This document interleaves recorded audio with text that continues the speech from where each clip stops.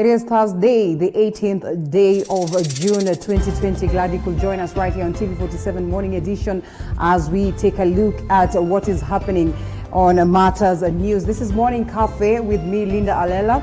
We'll be taking you through up until 9 a.m. where we delve deep into reviewing the newspaper. We also take a look at the stories that have been making headlines.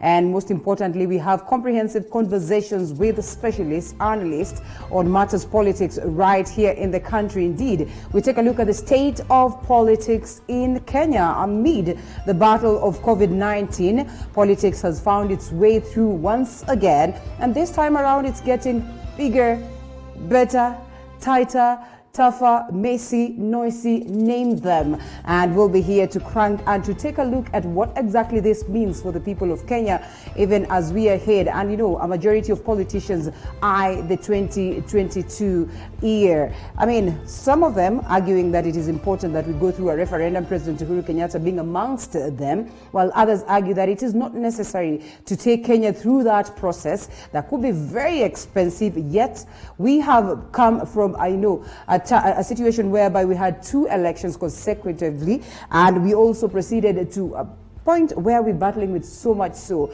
the COVID-19 case, for that matter, the floods in the country, the health issues in the country, the locust infection, and so much more. But we'll get to hear the take of the analysts on what they think and whether indeed it is healthy for us as a nation to politic at this time. The latest is the joining of course, Wiper coming to this side or crossing over to Jubilee, and also the Chama cha Mashinani crossing over to join Jubilee, President Uhuru Kenyatta's Jubilee. And as many would argue, NASA is officially dead. So we will be delving deep into understanding what this means for the supporters of Deputy President William Ruto, for the supporters of President Uhuru Kenyatta, for the supporters of Wiper Party leader, that is Kalonzo Musyoka, and also the Chama cha Mashinani leader, that is Isaac Ruto. So indeed, it's going to be a conversation that you do not want to miss out on. And later on also on the broadcast, we take a look at the cases of pregnancies that have risen across different counties in the country. For that matter, students. It is pretty much unfortunate a number. Yesterday, Machakos registering around 4,000, or maybe we are receiving these projections that have been there for this time that we have been dealing with COVID-19. It's pretty much unfortunate, like we'd say, and we'll be getting to know what could have informed this. So welcome on board once again. We have the newspapers right here. We have the Daily, the Standard newspaper, the Daily Nation, and we also have the People's Daily. We're hoping to have Kirui join us so that we can also get to hear his view on the stories that have been captured. But as I start, the front page of the People's Daily, we have Ngilu and 4 other governors face ouster, and accountability test is on board for the governors as Waiguru prepares to face the Senate over her impeachment. And now Kitui, Bungoma, Kwale, Isiolo, and Trans Nzoia county chiefs are staring at the sack as members of county assemblies plot to throw them out. What really could be informing this is an interesting, headline, and I think it is worth discussing. We'll also be having this candid discussion at where have, of course, the MCAs gotten this, vigor that they have in terms of ensuring that the county heads or the county chiefs are able to maintain accountability and are able to drive the activities at the level of the county for the sake of the people. It is detailed on page 4, and also another story that has been captured. It is this blow that I was talking about. Blow to Ruto as Wiper CCM sign pact with Jubilee, detailed on page 5 of the People's Daily. Another story, anxiety as Kenya awaits for UN verdict. I think the votes were conducted and we are yet to receive, of course, the feedback in regards to whether we have been successful on the bid to, of course, join the United Nations Security Council, detailed, of course, on page 4. We'll be updating you on the same as of the results that will come on board. Remember, we're battling out with Djibouti in the African continent. With the endorsement of the African Union, then we certainly stand a chance. Let's cross fingers for the best. And we also have an update on the numbers of COVID-19 so far, and we've hit the 4,000 mark. 4,044 confirmed cases in the country, and 1,353 recoveries. We also have noted 107 deaths so far since the time the country recorded its very first case. 184 tested positive yesterday, and as of yesterday, that is the last 24 hours, the highest number ever to be recorded, which is pretty much alarming. And so far, 701 samples have been tested. That is 701,000 samples have been tested since the first case was reported in the country. So as we hit and zoom to the 4,000 mark, what does this mean? Even as we continue battling out on whether we should proceed to reopen a majority of activities that have stalled up right here in the country's matters education. We're looking at the aspect of, reopening of places of worship and many other places, most of the people working from home as it stands right now. And indeed, the economy having been reduced to the level of its knees. And this is also the story that I've told you about. That is captured on page 6 of the People's Daily. It says, alarm of over teenage pregnancies, explosion in different parts of the counties. We'll be giving you the numbers that have been given out in regards to these pregnancies. And crossing over to the front page of the Standard newspaper, NASA dead, Ruto and Kalonzo join Uhuru Raila axis. This case, of course, that is Isaac Ruto and not Deputy President Dr. William Ruto. And also an interesting view in regards to the impeachment of Madam Anne Waiguru, and Kibicho now fights for his job over Waiguru's row or Ostam, and he says it wasn't me. Interior Principal Secretary finds himself in an unfamiliar territory after he was linked to the push to kick out embattled Kirinyaga governor. Yesterday, Kibicho dared his accusers to table evidence linking him to the dispute. And as many would argue, it is probably for his own interest, and others arguing that it is for the interest of his brother. Detailed on page 4 of the Standard newspaper. And the beast who hid behind the Bible to defile poor children. That's pretty much an unfortunate news right here. Crime when Gregory Doe and his wife arrived in Bomet County with a promise to give orphans, a good future and all that. It is unfortunate that reports are coming out that instead of that, he was busy defiling children down there. What will be his fate is something that we can wait to see, even as we seek justice for these children who faced the wrath of this man's animosity.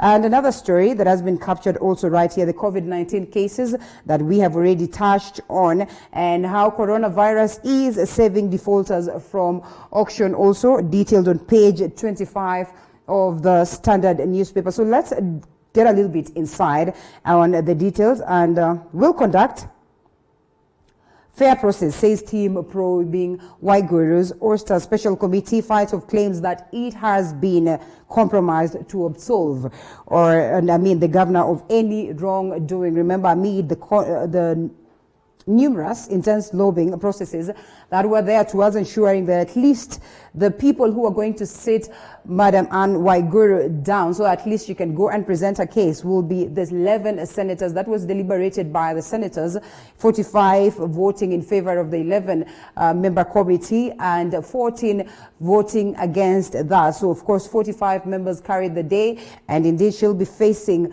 this 11 member committee that is chaired by Cleopas Malala, that is Senator Cleopas Malala. And we delve deep later on in discussing this and what this would mean for the people of Kirinyaga and equally for the people of Kenya at large.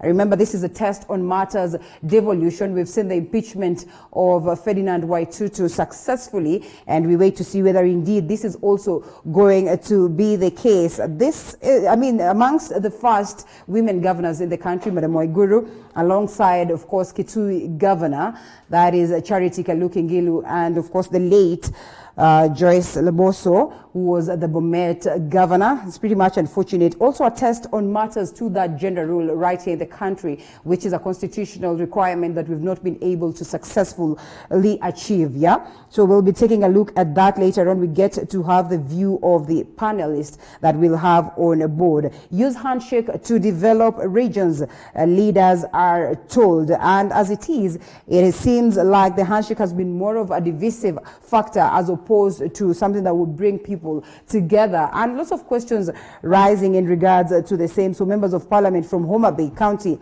have been challenged to ensure that they utilize the favorable aspect of the environment, or the political environment that was created after the 2018 handshake, and they are being told that it is now time that you make the best of the interest of President Uhuru Kenyatta and Right Honorable Raila Odinga, handshaking to ensure that there is unity that is felt in the country, that this should trickle down and they should not use it as a way to divide people even more based on their political interest. And KOTU's Secretary General Atuoli dismisses Corona Funds report. The Central Organization of Trade Union yesterday dismissed reports that it had been operating any accounts related to the coronavirus pandemic. Lots of issues coming on board in regards to the monies that have been channeled towards addressing the pandemic right here in the country. And as many would argue, maybe after this pandemic, we'll have lots and lots of many people who have become rich and riches courtesy of the fact that, instead of them channeling the funds to the direction that they're supposed to channel them, sadly, they pocket these funds. So we'll be having details of that. We'll be following up on the developments of that story to update you accordingly. And we cross over to a different page. Ngilu and 4 other governors, Seya and Oyster, after Waiguru, Munya, Wangamati, Khaemba, and Kuti on a war path with respective assemblies. And now they face the chopping board. And what could have informed this? Does it then mean that the members of the county assembly are now doing what is expected of them in regards to ensuring that they protect what is of the people? Remember, they are sitting directly to the people. They know what the people require. They have the interests of the people at heart. We'd want to believe so. And so they're the very same people who are supposed to oversight activities of devolution, ensure that the county governors are doing what is expected of them. I mean, we've seen that impeachment of Madam Anne Waiguru, and of course, Waititi at some point in time at the level of the county assembly, proceeding now to the Senate, so at least we get to know whether they'll be able to save Waiguru or not. And so there are very many other governors that have been pointed fingers at with their very own members of county assembly, arguing that they have, of course, misused funds, stricter measures. They have failed to comply on what is expected of them constitutionally, and they continue to fleece money from the taxpayers' pocket. So the impeachment motion is likely to be leveled against these leaders. The 5 governors are engaged in fierce fights, of course, with the MCA. So we'll get to know whether there is a hand behind this, or most importantly, whether it is a genuine move towards ensuring that devolution is a success and is certainly saved. That is captured right here, like I said, on page 4 of the People's Daily. And Blow Chiruto at Kalonzo CCM Inc. Jubilee deal. And we saw the events of yesterday. This was bound to happen after, of course, lots of deliberations and lots of meetings that have been conducted between President Uhuru Kenyatta and these key leaders of the NASA coalition. Well, we all know that Chama Cha Mashinani was part of the NASA deal, only to of course, pull out at some point in time before we were headed for an election. But an agreement with the 2 opposition parties will show up President Uhuru's numbers in parliament. So that's more like it on these particular matters of politics. We also get to understand what that would mean for Jubilee Party and what that would mean for, of course, the interest of the common wananchi. Their argument saying that, or their argument being that theirs is the interest of the people. What is also on these other pages of the Standard newspaper? Anxiety as COVID-19 cases rise among security forces. That's pretty much unfortunate over revelation and virus panic as 10 more remandees test positive. Remember, of course, these cases of how safe our prisons are is something that we've been discussing deep and getting to understand that now the numbers are getting more and more at that level is pretty much unfortunate, and knowing very well that our very own prisons are clogged up is pretty much unfortunate. This details coming yesterday, and you can always grab your copy and get to understand what exactly this means on page 2 of the Standard newspaper. And testing of truck drivers suspended due to lack of kits. I mean, this is something that has been talked about, in as much as at some point in time the government or the Ministry of Health has in a way denied that, arguing that we have the capacity. It is now right here and clear, and so much so evident that this is it. So what would it mean, knowing very well that the numbers that have been projected have been said to have arguably, been, of course, coming from more of truck drivers? This poses more danger, and we can only hope that they come in lightning speed towards ensuring that we are able to get the test kits in advance or early and, in plenty, so at least we are able to deal with this. And virus cases over 4,000 as Kenya mulls drug test. There you go. And according to scientists in the UK, the threshold reduces cases, fatality rate among COVID-19. And of course, you also saw that medicine that we were talking about yesterday, just to see to it whether that would be helpful towards ensuring that we can deal with the COVID-19 pandemic across the global fraternity. Remember, we were so excited about quinine and all that, but it came out to be negative, that it would not be helpful enough. And Busia runs out of space for COVID-19 patients. This is also pretty much unfortunate across different counties. We know very well that Busia is registering lots and lots of numbers, courtesy of the, truck drivers, like we had started by saying. And we can only hope that this is addressed, even as President Uhuru Kenyatta held that meeting with governors towards ensuring that they are able to brace the counties for that. And to a different story, like I said, PS Kibicho, I have no role in WAIGURU'S political wars, and this one has been captured on page 4 of the Standard newspaper, citing the charges against WAIGURU that have been there. And according to him, the charges have been presented by the members of the County Assembly, and it is only fair that we allow WAIGURU to go through the process, so we know that moving forward, whether indeed they were legit charges, whether they stand a chance to impeach the governor or not. So that we also get to delve deep later on the section of the State of the Nation Affairs. Today we delve deep on matters politics right here in the country. Senate verdict set for June the 26th in regards to that impeachment process. We'll be covering that and we update you. NASA dead as Kalonzo Ruto join a power axis. I think we've already touched on that. There's also an interesting story here on matters transport. SGR cargo order put on hold. That is on page 5 of the Standard newspaper. You can grab a copy and get to know what details of that and what that would mean to matters, of course, economy right here in the country and trade as we speak. Woman denies selling daughter for 28,500. I think we got revelations of this yesterday. And it's pretty much unfortunate that mothers out here still continue, selling their very own babies, courtesy of getting something for themselves. And her mother led us to Matenya village, where she was living with another woman who had allegedly paid for her. This, we received details yesterday in regards to this woman who, of course, cohorted with other ladies to sell her very own daughter, which is very much unfortunate, but sometimes you get to understand what really could have informed this. And later on, also the broadcast, as we delve deep into the number of pregnancies across the counties, I think we'll also seek to get the view of the guest that we'll have on set, who will be discussing, who's a psychologist actually, would tell us what could be informing some of these ills in the society, social ills for that matter, that have been projected right now as, of course, the global fraternity continues to deal with COVID-19. An ex-soldier jailed for dissertation losses cases. That one has been captured on page 6. And tough new rules to hit Nairobi water dealers. This is right here. And we're not able to get the details clearly. I don't know why this is not giving us a clear picture.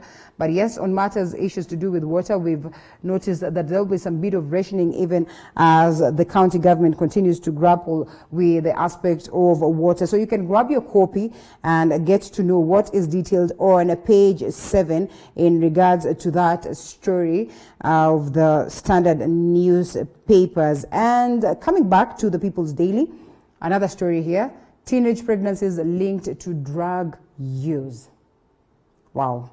Some of these things you actually read and, it's pretty much unfortunate to even realize that, at such a tender age, there's students continue abusing drugs, even as so much effort has been put towards ensuring that we deal with this. It's so unfortunate that such is the case. And these are the highlights. A survey shows that according to a report by Kenya Health Information System Survey, more than 28 girls get pregnant in Machakos daily, with 3,964 of them being below the age of 19. And arrest the County Police Commander Karanja Muirori says that police will be on the lookout to ensure that they arrest all those behind said actions. And Machakos Children's Officer urges parents to get fully involved in raising minors amid this alarming report. So the return to school, formula is also very important. So at least students are able to be engaged, because as it stands right now, majority of them are at home. So they are out there lazing around. They meet this man who introduced them to drugs. Before they know it, they are pregnant. And indeed, it is very unfortunate. So that is captured on page 6. And the alarm over high defilement cases during pandemic school outbreak. So we delve deeper on that later on. And this interesting story, Kenya battles with Djibouti for the UN Council seat. Nairobi says it is keen on the post to make contributions to global peace and security. We also need to know how this is going to be helpful to the people of Africa, what it would mean for the people of East Africa. So we can only wait to that. We'll be giving you details. I'm sure any minute from now we'll be having that information. And according to a man that is on matters health, CS Rashid, CS Rashid Aman says avoid unapproved virus test kits. How to know that is a question that most of the Kenyans would argue or would grapple with. Diagnosis for coronavirus is real-time PCR based on detection of nucleic acid of the virus and not any other. So there you go. It's an interesting, article to go through. And I mean, it's also helpful for the people who are conducting this test. And NMS sinks 25 boreholes in city since inception. Okay, this is interesting. The Nairobi Metropolitan Services, this is right here, has sunk 25 new boreholes since it was established in mid-March to expand water and sanitation coverage and supply as part of its response to the coronavirus pandemic. The NMS director, that is General Mohammed Badi, says that conditions of about 27 other existing boreholes have been upgraded and either with new pipes or connected to electricity in order to ensure that constant flow of water is felt for the people of Nairobi. And let's cross over to a different page. We are almost winding up on this. So President Uhuru Kenyatta is set to receive the reopening of churches report on July the 6th. And here is that story that has been captured. Remember, it's been a conversation that has been ongoing. And we ask on the mandate of the Interreligious Council is, of course, they are expected to advise government on the best ways to go about the reopening of places of worship. And the team has also been tasked to develop protocols for celebrating weddings and other religious ceremonies in the places of worship and a social or distancing guidelines. And also the team's chairperson is Anthony Mutheria, who said that the consultation will be premised on a play between risks involved and also compliance and mitigation measures that are already in place. That one has been captured right here. So we can only wait to see what this report will be and whether President Uhuru Kenyatta is going to, buy into that idea. Striking health workers dare Nyong'o to sack them. This is on the aspect of Kisumu County, and the health workers have dared, County Governor, that is Anyang' Nyong'o, to sack them, maintaining that their ongoing strike will continue until all their demands are met. They also demanded that the governor should take action against officials believed to have misappropriated funds meant for their promotion. That is also an interesting story. I mean, knowing very well that, the counties continue to grapple with the aspect of matters health and how it is dealt. Some of them arguing that maybe health could not have been devolved in the first place, and the conversation is still ongoing as to whether the health issues are dealt with accordingly at that level of county. Domestic violence on the rise, says the CS, and gender-based violence cases in the country have been on the rise or in the increase since the dusk to dawn curfew was imposed in March as part of the COVID-19 containment measure. That's also a sad one right here on Matters Social Life. And pensioners' land case goes to arbitration. That's another story, and in relation to corrupt cases. Tobacco vows to recover all grabbed forests, and here we are. The government has vowed to revoke title deeds of all grabbed forests in the country, irrespective of the social status of the grabbers. Remember what we've been dealing with. Of course, the Mau forest saga stands up until now. I mean, many would argue has been used as a political tool, or a majority of leaders have always ensured that it stands at that. So at least they can use that as a political tool. So we wait to see whether this former glory will certainly be restored. We're talking about how best we can preserve the environment, how best we can preserve our forests that are now, of course, endangered species as it stands right now, because most of them are not in the best of shape because of the people who are living in these particular areas. And as we close on the newspaper review, this is the cartoon edition. I've also not had a look at it, but here we go. Let's crack it together. Hi guys, I am just from a State House. Hello, anybody home? This is COVID-19. Reports of COVID-19 cases in a State House, where 4 State House workers were reported who have gotten COVID-19. And of course, it was pretty much unfortunate an occurrence. And now, of course, activities have been limited at State House. This house is always noisy. Where did they disappear to? It looks like it is now calm. It is silent, as this fear has found itself into the house in the hill. So we can only wait to see what will play out in regards to the same. Of course, President Uhuru Kenyatta and his family tested, and they are in good shape. But here we are. This tells you that we need to be a little bit more cautious, especially the politicians who are called upon by the CS of Ministry of Health to ensure that they limit this meeting, that they keep holding in regards to matters of politics. So this is more like it on the newspaper review, and I think we'll be taking a look at what is also happening on the international scene later on as we proceed. Trump sought Xi's help with re-election. Bolton, remember, of course,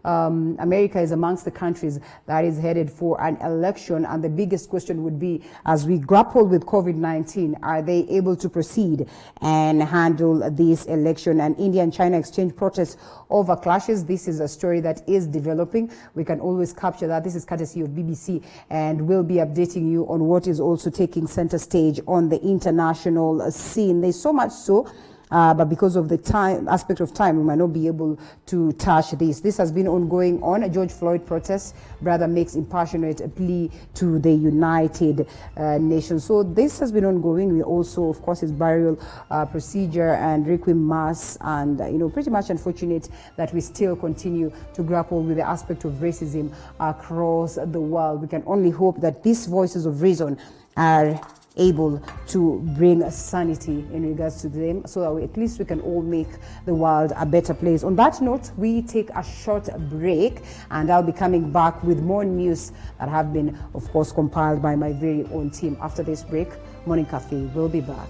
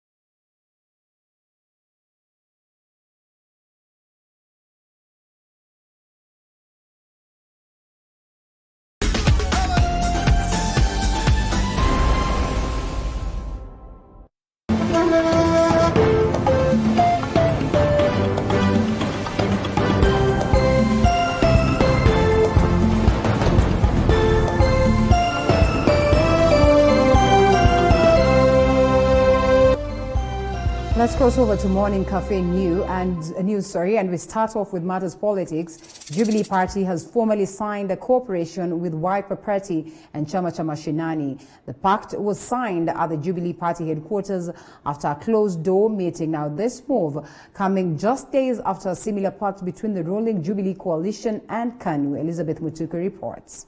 The three parties, Wiper, Jubilee and Chama cha Mashinani, have agreed to work together ahead of 22 polls. The agreement was signed by Secretary Generals of the three parties in the presence of Kalonzo Musyoka and Isaac Ruto, among other party officials. Today, we have made this very major step of having a cooperation agreement with the Wiper Democratic Movement. His Excellency Kalonzo Musyoka has a very cordial and friendly relationship with our party leader. The agreement coming after a similar agreement between the ruling party Jubilee and KANU. The two-party Wiper and CCM, however, maintains that they are still strongly in NASA. This agreement cooperate fully in terms of enhancing Jubilee's programs in Parliament, in both houses of Parliament, the National Assembly, as well as the Senate.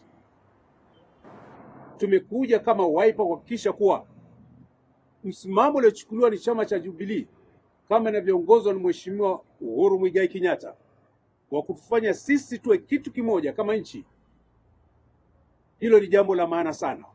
ANC's Musalia Mudavadi has been questioning the legality of Wiper, CCM and Jubilee agreement with the existing NASA coalition agreement. People feel that it's different.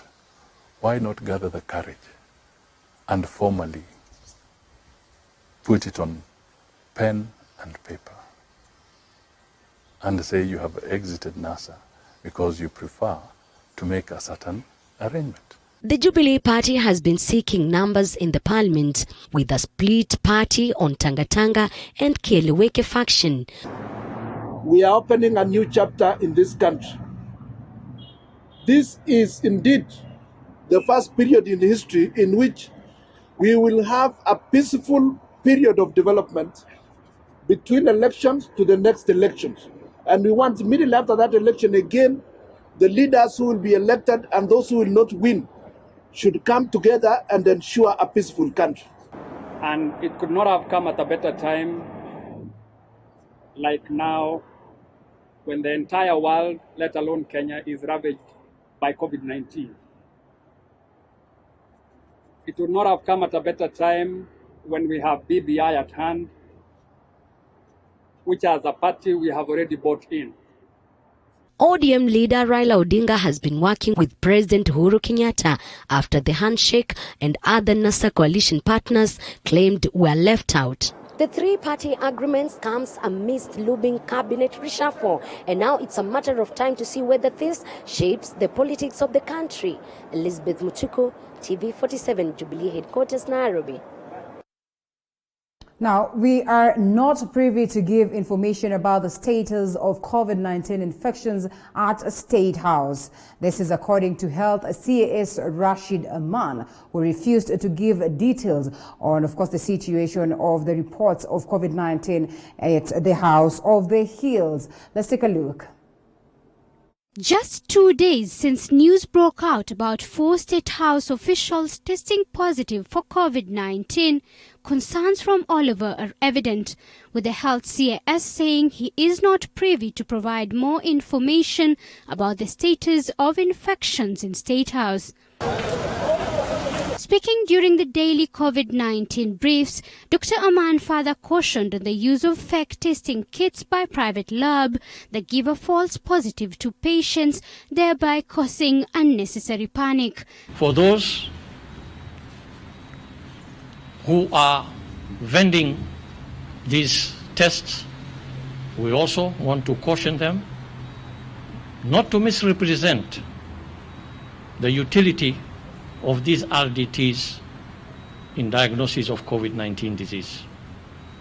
Equally, to our own regulatory authorities, we will in the coming days be streamlining the processes of having these tests on the market and determining exactly for what purposes they can be used. According to Dr. Aman, only WHO-approved COVID-19 tests should be used by private labs and government facilities. The so-called antibody-based rapid diagnostic tests, or RDTs. And it is these RDTs that concern us, because these RDTs that have permeated the market and are being vended out there and are being presented as a test for diagnosis of COVID-19 is incorrect.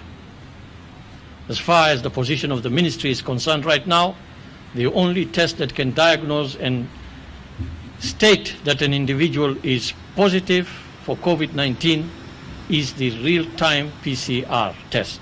Also, the Council of Governors has said only 5 out of 47 counties have fulfilled the 300-bed COVID-19 hospital ward capacity directive by President Uhuru Kenyatta. In a statement to Newsroom, the council says only 453 ICU beds are available across all level 4 hospitals in the country. For TV47, I'm Zainab Mohammed. Now, Kakamega Senator Cleopas Malala will chair the 11-member select committee that is probing Kirinyaga Governor Anne Waiguru's impeachment. Governor Waiguru and the members of the County Assembly will now appear before the committee on June the 23rd and the 24th. Meanwhile, a section of Kirinyaga MCAs now claim that the committee will only sanitize Waiguru. Mwige William reports.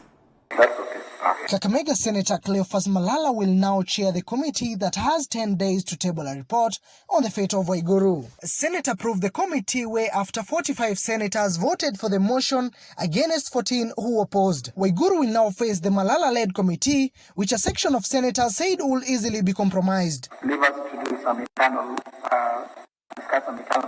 Meanwhile, a section of members of the County Assembly of Kirinyaga have deferred with the decision of the Senate, voting to have the matter discussed through a select committee. The MCA joins Kirinyaga Senator Charles Kibiru in questioning the credibility of the select committee. Orengo, akiwa Senate, akasema it is not a matter of corruption. Hii ni kichwa ya Waiguru inatakikana. Hilo ni jambo lilituudhi sana, ambalo linaonyesha ya kwamba hatutapata haki kwa bunge hilo, lakini hakuna shida, sisi tutafuata sheria. There have been a series of demonstrations in Kirinyaga County, residents having mixed opinions of the Senate decision. Wangojee Waiguru vile walimchagua, hivyo tu ndio watamtoa. Kwa hivyo waachane naye amalize kazi, walijua ni mbaya akiingia na waachane naye. Hivyo tu walimuingiza, wangoja atoke hivyo. Kama hao magavana wengine walikuwa na face hao 47 senators, why mbona yeye afanywe special? Angatuletea yeye hapa atuambie huyu ametunyima pesa ndio tunakosa kufanya hii kazi.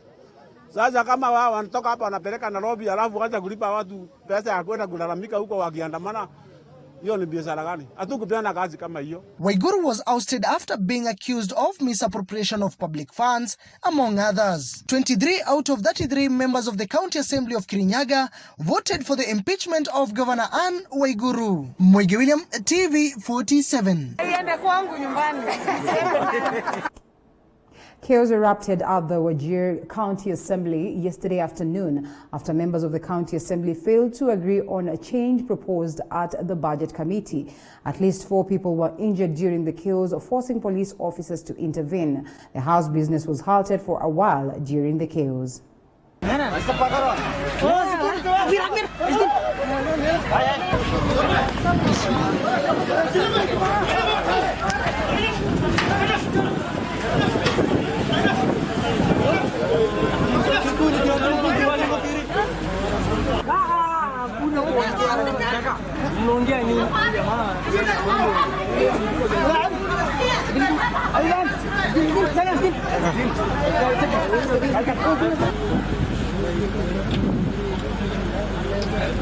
And what happened in the assembly today is very unfortunate.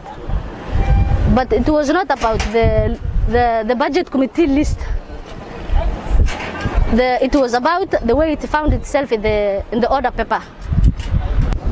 The chaos, the members who were supporting the illegality were many, and the members who were rejecting were few. So obvious when when we reach the debate, everybody will talk, and obvious the eyes will going to have it. The only way we can we saw that we can stop it is to bring some chaos. And that's Kenyan politics for you. So a debate has been rife on whether the government entirely withdraws the 1 shilling coin from circulation or not. This follows the plummeting in value for the 1 shilling coin in the past decade, making it unpopular among Kenyans. Our reporter David Mudoka made stops in various business stalls in Nairobi to bring to the fore the extent to which the 1 bob risks irrelevance among Kenyans and file this report. Now, have you ever gone to that nearby shop, supermarket, or even grocery store, and the goods you buy have a price that is not in the fact of 5 shillings or 10 shillings? So you expect a change that has either a shilling or 2 in it, but what you get in exchange is either a sweet or a matchbox. Now, that is how the 1 shilling coin, which is the Kenyan symbol of currency, is losing popularity among Kenyans. Let's face it, the bob is declining.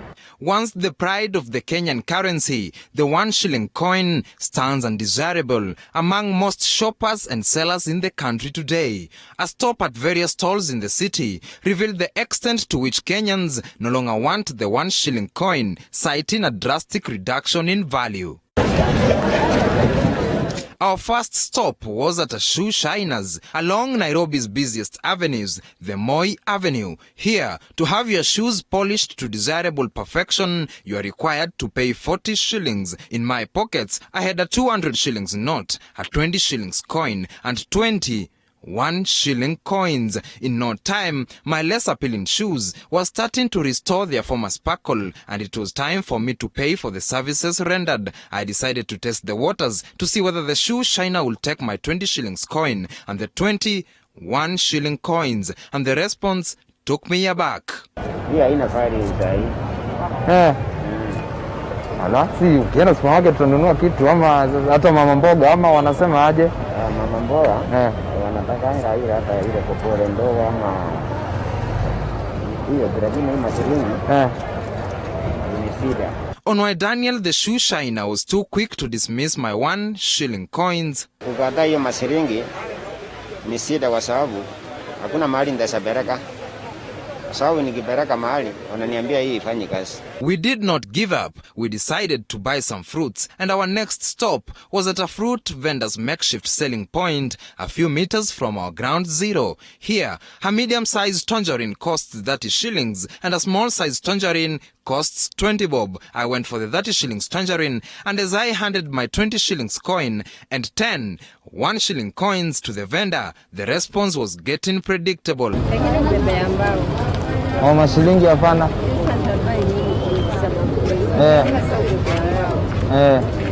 The third and final stop that morning was at the doorsteps of the Kencom house. The owner of the stall here sells a variety of sweets and chewing gums. I tried to buy the popular tropical mints with 1 shilling coins, but the least acceptable coin here is the 5 shillings coin. Withdrawn, it was the time for another test for Nairobians. We pitched tent outside the National Archives. I passed by and overtly dropped my 1 shilling coins. Nobody here seemed to bother. In the second attempt, not even a nerve twitched from the people sitting around here, save for this middle-aged man who seemed to have thought the biblical manna was falling from the heavens, and before I could literally turn back from my theatrics, the man had vanished in thin air. Not long ago, the bob was a revered legal tender in the country. For Mzee Jeremiah Kariuki, just 2 shillings will save him from starving every morning. Hiyo shilingi moja, ulikuwa unakunywa chai kikombe moja, na unakula toast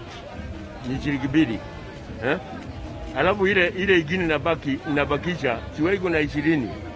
Ile ingine nabakisha unakula ukitoka kazi. Some shopkeepers have, however, found a way around this problem. For instance, a matchbox that would normally cost 3 shillings now trades at 5 shillings for 2. An egg that costs 11 or 12 shillings now sells at 25 shillings for 2. Some Kenyans, however, have been forced to adjust. It's a mini supermarket. Kaenda kununua mayai, nikaenda nikanunua sabuni, nikaambiwa hataki mashilingi. As the shilling continues to weaken, Kenyans continue to wonder whether it is the high time to do away with it entirely. David Mudhoka, TV47. I'm certain that many of us can relate to that story or that piece that has been compiled by David Mudhoka. And we proceed to the corridors of justice as Chief Justice David Maraga is set to retire in January next year. But there are claims he might opt for an early retirement. Succession intrigues are already playing out in a process that is likely to be more political than judicial ahead of the 2022 polls. January 21st, 2021, and the Chief Justice David Maraga will retire. I have never taken a bribe, and I will never take a bribe. However, Maraga is said to be opting for an early retirement to allow time for a recruitment for his successor. And with just 8 months in the office, Maraga has been pouring out his frustrations in public, claiming his attempts to meet the president have been unsuccessful. The age factor is also likely to shape Maraga's succession. Some of the judges at the Supreme Court include Njoki Ndongo, who is aged 54, Smoking Wanjala, aged 59, and Isaac Lenaola, aged 52. The Chief Justice, who also serves as the President of the Supreme Court, can serve for a 10-year term with a retirement age of 70 years. The Supreme Court is already less one judge after Justice Jackton Ojwang retired in February and is yet to be replaced. Deputy Chief Justice Philomena Mwilu, who would have scored higher as a possible successor, is already facing a legal battle in a petition filed seeking to remove her. Chief Justice David Maraga led the bench in the historic nullification of President Uhuru Kenyatta's 2017 election. His stay at the helm of Kenya's judicial system has been faced by wrangles with the executive. Early this year, the judiciary in a report indicated plans to hire Maraga's successor as well as a Supreme Court judge, among other judges, in an attempt to address backlog of cases. Andrin Kilemi, TV47. Now, the interreligious committee that was tasked with drafting protocols to reopen worship places has started collecting views from members of the public. The committee, led by Nyeri Catholic Archbishop Anthony Muheria, has until the 6th of July to present its report to President Uhuru Kenyatta. Elilogova reports. Places of worship will remain closed at least until July 6, 2020. The Interreligious Committee, tasked with coming up with protocols of reopening places of worship, has embarked on public participation process that will last for at least 3 weeks. The committee on Wednesday met Interior CS Fred Matiang'i and his health counterpart Mutai Kagwe, where they deliberated on COVID-19 containment measures that should be initiated in the course of reopening religious activities. Now they have started their work. We will meet again, probably about 2 to 3 weeks' time. Then they will give us the interim thoughts and see how we will work on them.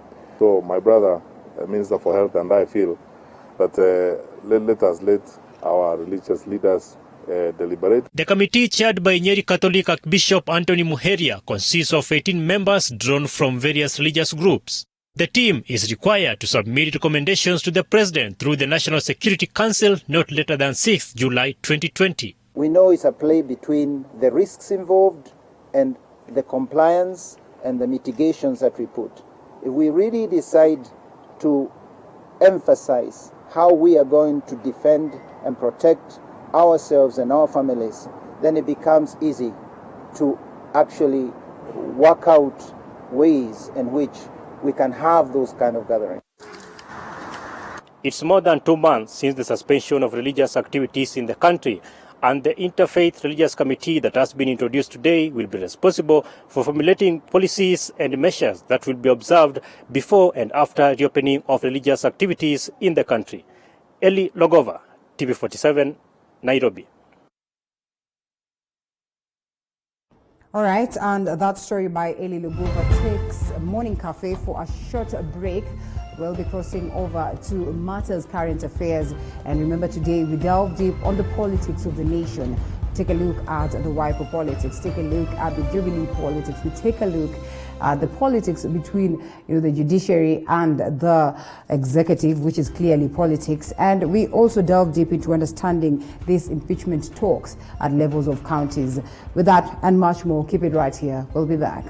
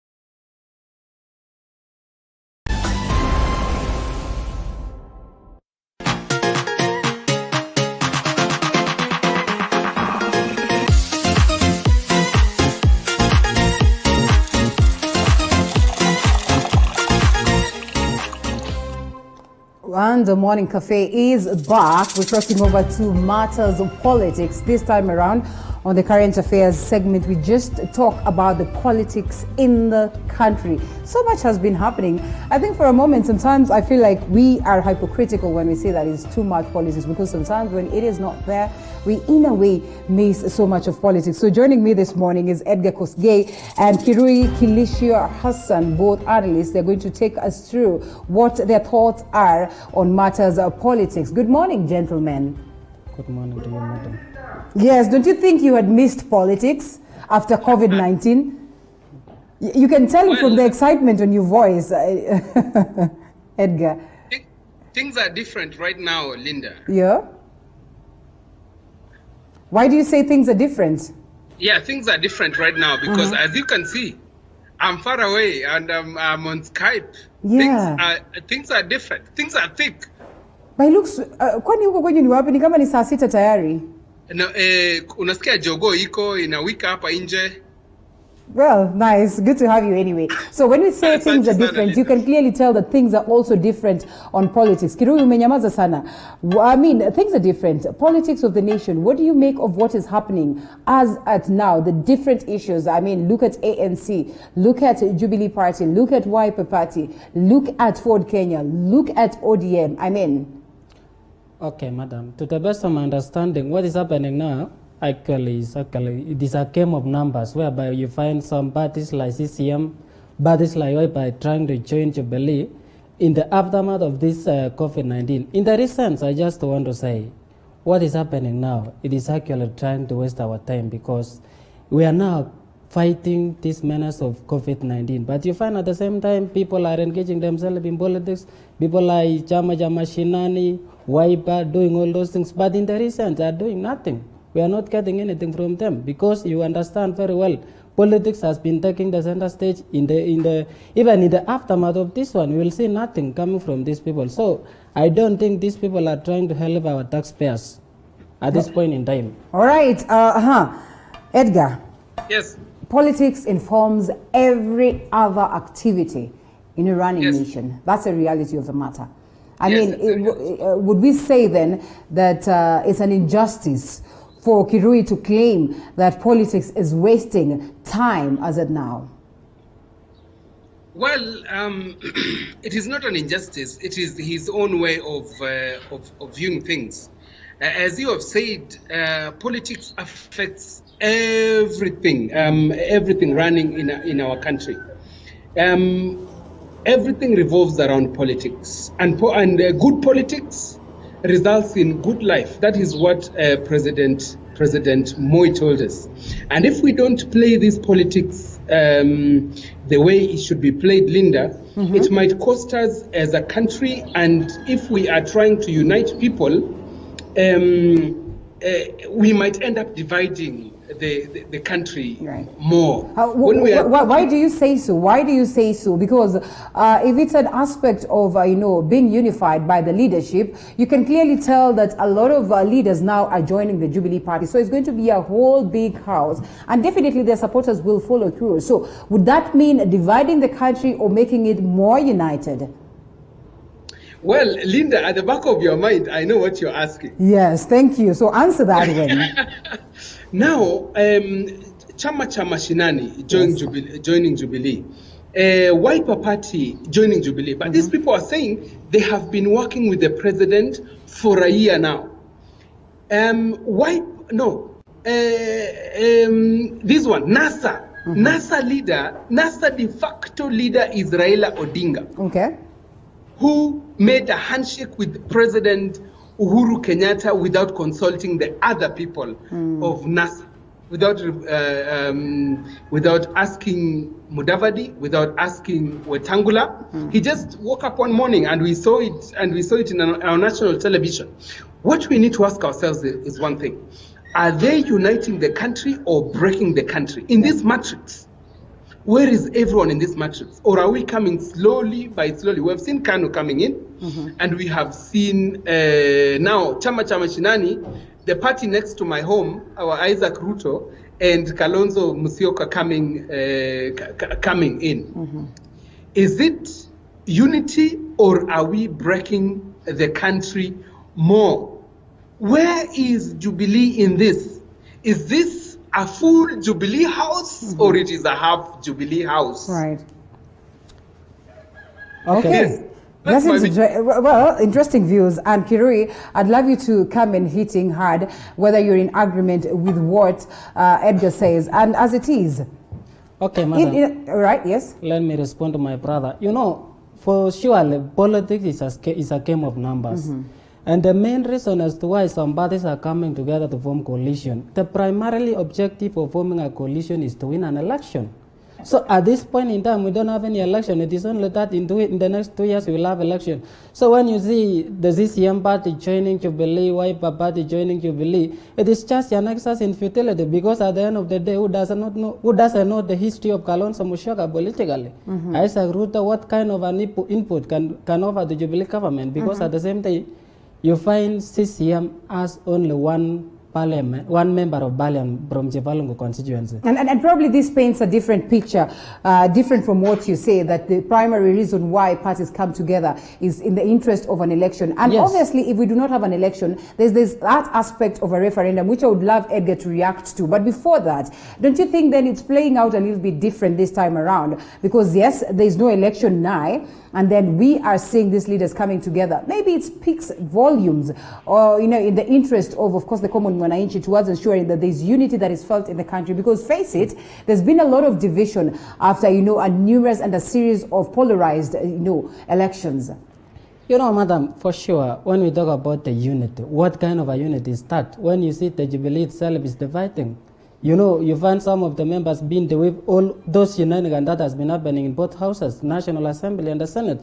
So when somebody purport and say we are trying to bring a unity, what kind of a unity is that? At the same time, we know very well there is a looming referendum. Yes, nobody can deny that one. But referendum to do what to Kenyans? Because at the end of the day, Kenyans are still suffering. They are struggling to earn a living. They are fighting this COVID-19. But people are assembling themselves every single day, saying that, we are uniting. We are united for what purpose? Because even if this referendum comes, what will add to the people of Kenya? Because at the end of the day, what these people are lobbying is actually about the expanded executive. They are doing that in the name of bringing inclusivity. But to the best of my understanding, I don't see any reason. And I just want to respond to my brother.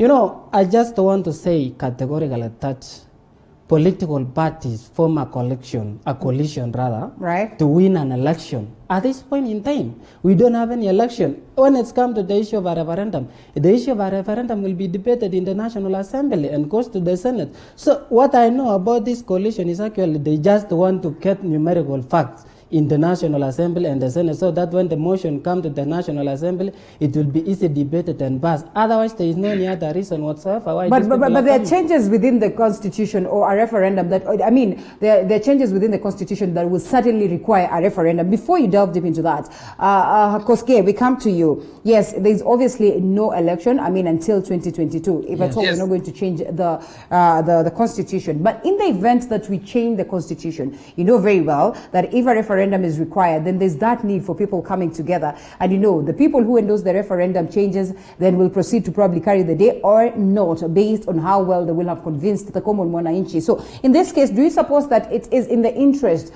of the change of the Constitution that this leadership is coming together as opposed to unity? Well, Linda, it is these people have they have a predetermined direction.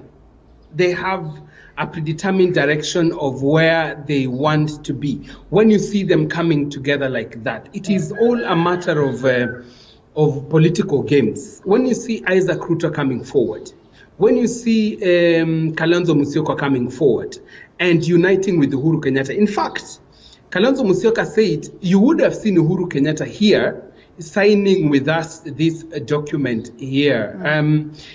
These people have been, there is a paper, there is an agreement that they have agreed upon. And I think this is BBI coming. And this is the change of the Constitution that is coming. But even Get before the numbers. BBI, allow me to cut your line of thought.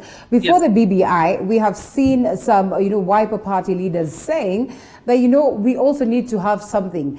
As it now, at the level of the National Assembly, could this have informed the purge that has been there within the Jubilee Party to create space for these leaders? Because, well, yesterday was just like officiating the entire process. But remember that the process has started a long time ago. I mean, it's not the first time that, the leader of Mashinani is coming or crossing over to Jubilee headquarters. We've had these reports before. So do you suppose the purge within the Jubilee Party was in a way to create some stake also for these leaders that are going to join in, as of like in comparison to what we saw with KANU, Pogisho, carrying the day at some point in time, and other leaders within the KANU party?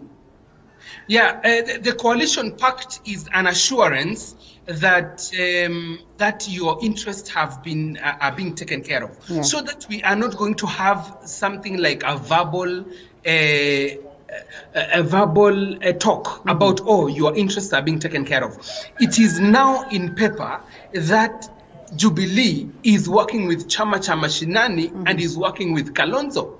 They had a stake in BBI, yes. We used to see them going around the country and talking about BBI. But right now, there is an official agreement on paper that they are working together, and they have told the nation, and the nation can prove that they are working together. So this is just officializing, this is just making it official that they are just going to work together. All right, as they make it official, Kirui, obviously they would expect some seats, representation at the level of the committees, and we've seen how big KANU has won on this one. Do you suppose then it's also going to be a win for the likes of Wiper, the likes of Chama Cha Mashinani? And what does it mean to Deputy President William Ruto, who's also part of the Jubilee Party, but of course, within the Jubilee Party, a faction called Tanga Tanga, and arguably, as many would say, he's officially the opposition party. It is interesting, madam. Very well, what happened yesterday is actually what is called formalization of parties. Wiper and CCM coming together and formalize the election agreement with Jubilee. That one does not mean that somebody is being chased away from Jubilee. Or that one does not mean that some slots are being created in both houses, both National Assembly and in the Senate. At the end of the day, you will find those people again serving their interest, because at the end of the day, we need to see the philosophy behind all these things. Because when you see some people coming together, we need to tell our people, are they coming together to set the agendas that are going to assist our life or not? Because, let me tell you, madam, when you see Kalonzo Musyoka coming in, we know very well the history of Kalonzo Musyoka. Every now and then he has been actually jumping from this side to the other side.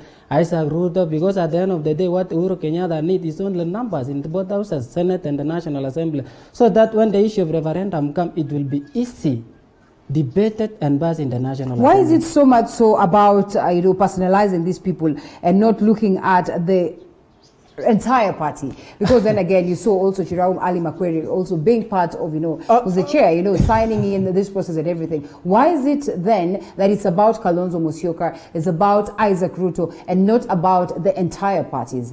Okay, when we talk about political parties, we don't attack personalities, but we attack ideas. Yes. When I talk about some leaders of this political party, I don't necessarily attack any political leader. But for sure, you cannot talk about Wiper without talking about Kalonzo Musyoka. Same thing applies to Jubilee. You can't talk about Jubilee without talking about the top leadership of Jubilee. You cannot actually exempt the presence of Uhuru Kenyatta when you are trying to talk about matters to do with Jubilee. So, but what I want to tell you, in essence, even if this coalition has been formed, what are they pursuing? Is it pursuing the interest of Kenya, or they are pursuing their own ecocentric interest? The handshake, Kirui. No problem. So far, the handshake, Kirui, let me ask you, so far, do you think that the coming together of Right Honorable Raila Odinga and President Uhuru Kenyatta has been helpful to the common mwananchi? Yeah, to larger extent. In terms of business community, you see people now are moving from all over the country doing business. But unlike before, many people were not able to do their own business because there were so many issues on the roads. You understand all those things. There was an antagonism, animosities all over. But now that there is an handshake, there is the aftermath of the handshake that we have seen our economy growing. But when you try to interrogate keenly about the handshake, To the best of my understanding, I don't think handshake will last for in the next 2 years uniting this country. Wow. Because what these people are after is actually about trying to know what exactly they are likely to get in the near future, mostly in the next election. Because let me tell you, madam, and I don't intend to take a lot of time, but I just want to tell you, political issues, we have held our country under politicking, everything is being politicized.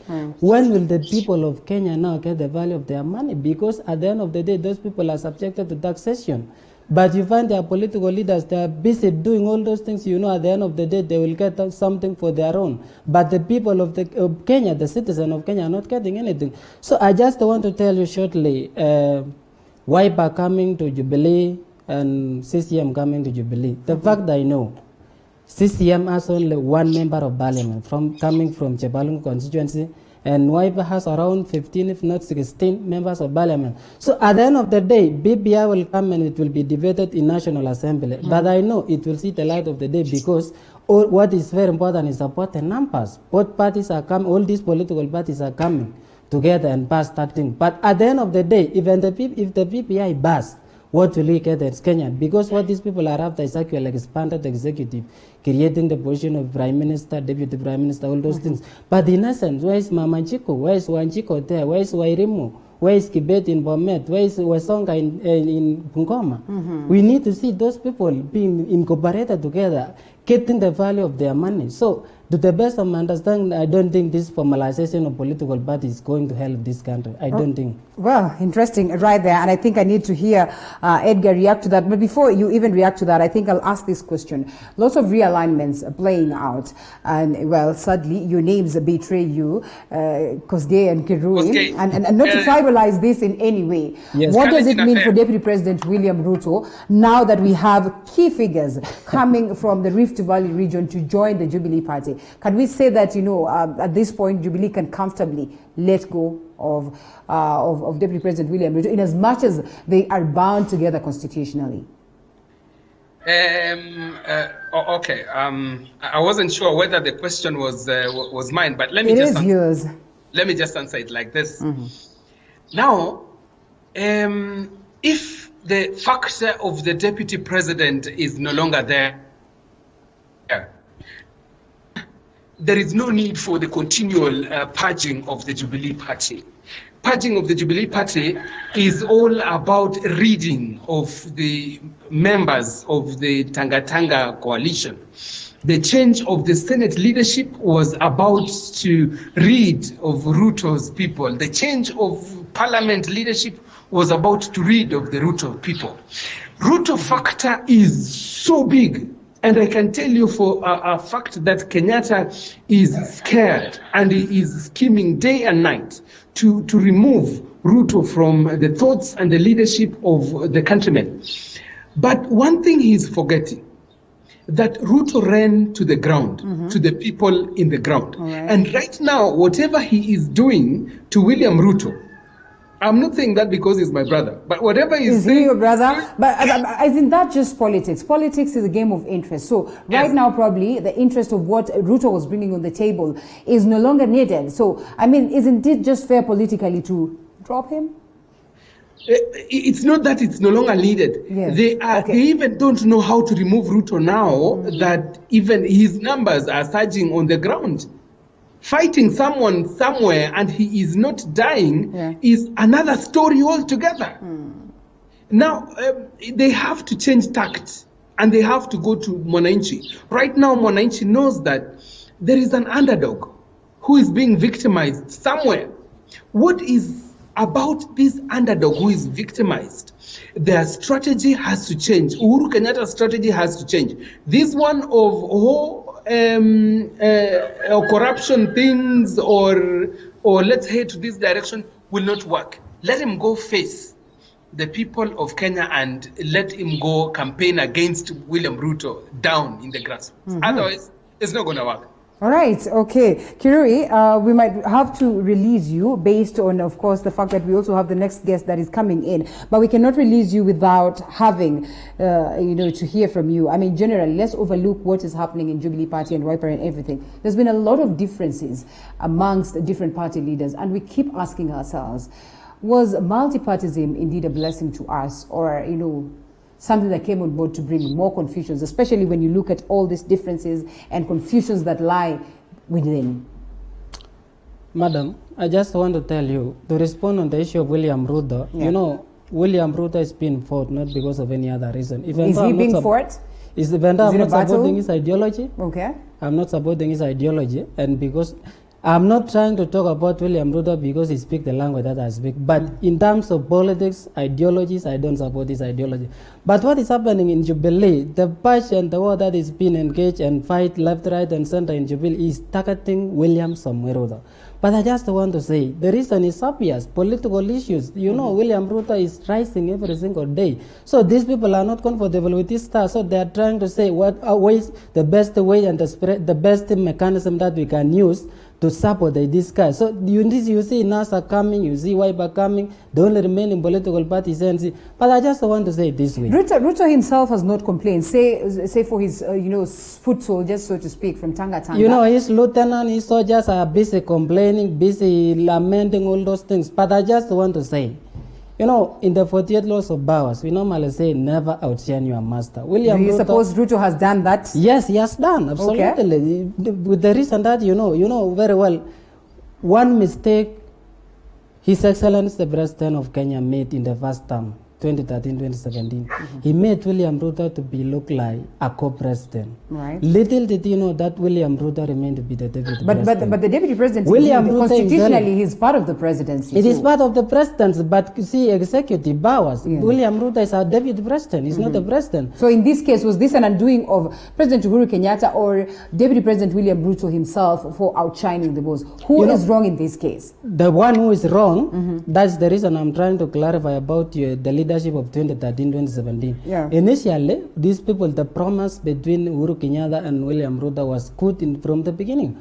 But along the way, things have changed because they have seen William Ruto is not just a mere person to be choked about. He's somebody who can go ahead with your head. So, political, I'm talking political. So, these people are trying to bring different ideas and ways on how to exempt William Ruto or to do away with William Ruto come 2022 election. But be that as it may, I just want to say, these people again at the same time, they are busy campaigning for William Ruto. William Ruto has not asked any politician to co-branding his name in different ways. But these politicians themselves, they are busy campaigning for this person. You are speaking with so much confidence. He probably has anyway. No, he has not spoken. I'm very sure.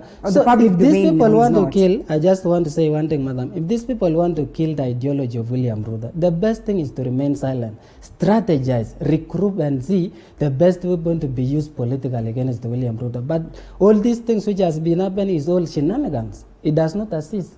It does not assist in any way. So, Linda. Thank you. Yes, briefly. Could you please ask Kirui where they fell out with William Ruto? Yes. Where they? They fell out. Where they fell out with William Ruto. Yes. Kirui says that he does not subscribe to his ideologies, which is right. He's a Kenyan, and I think he has all rights whatsoever to argue and say this and all that. But I mean, another person then asking, I mean, were they friends in the first place? So he said it well, categorically. He said that he does not subscribe to his ideologies. And I think that is right, because as Kenyans, the majority of us have always subscribed to the ideology of tribe, ethnicity, and we overlook key factors that are of importance to us. So gentlemen, I think it's time that we take a short break. We'll be coming back with more discussion on matters politics. Remember, it is the state of politics in the country, and there's so much to discuss on matters politics. We can only hope that we'll be able to touch on these key topics. We're coming back with the ANC factor, that is the Code Kenya factor, and whether indeed NASA is in existence at all as it stands. Dr. Justice Juma will be joining me, and we get to release Kirui. Thank you so much, Kirui, Kilishia, Hassan, for your time. We look forward to see you again some other time.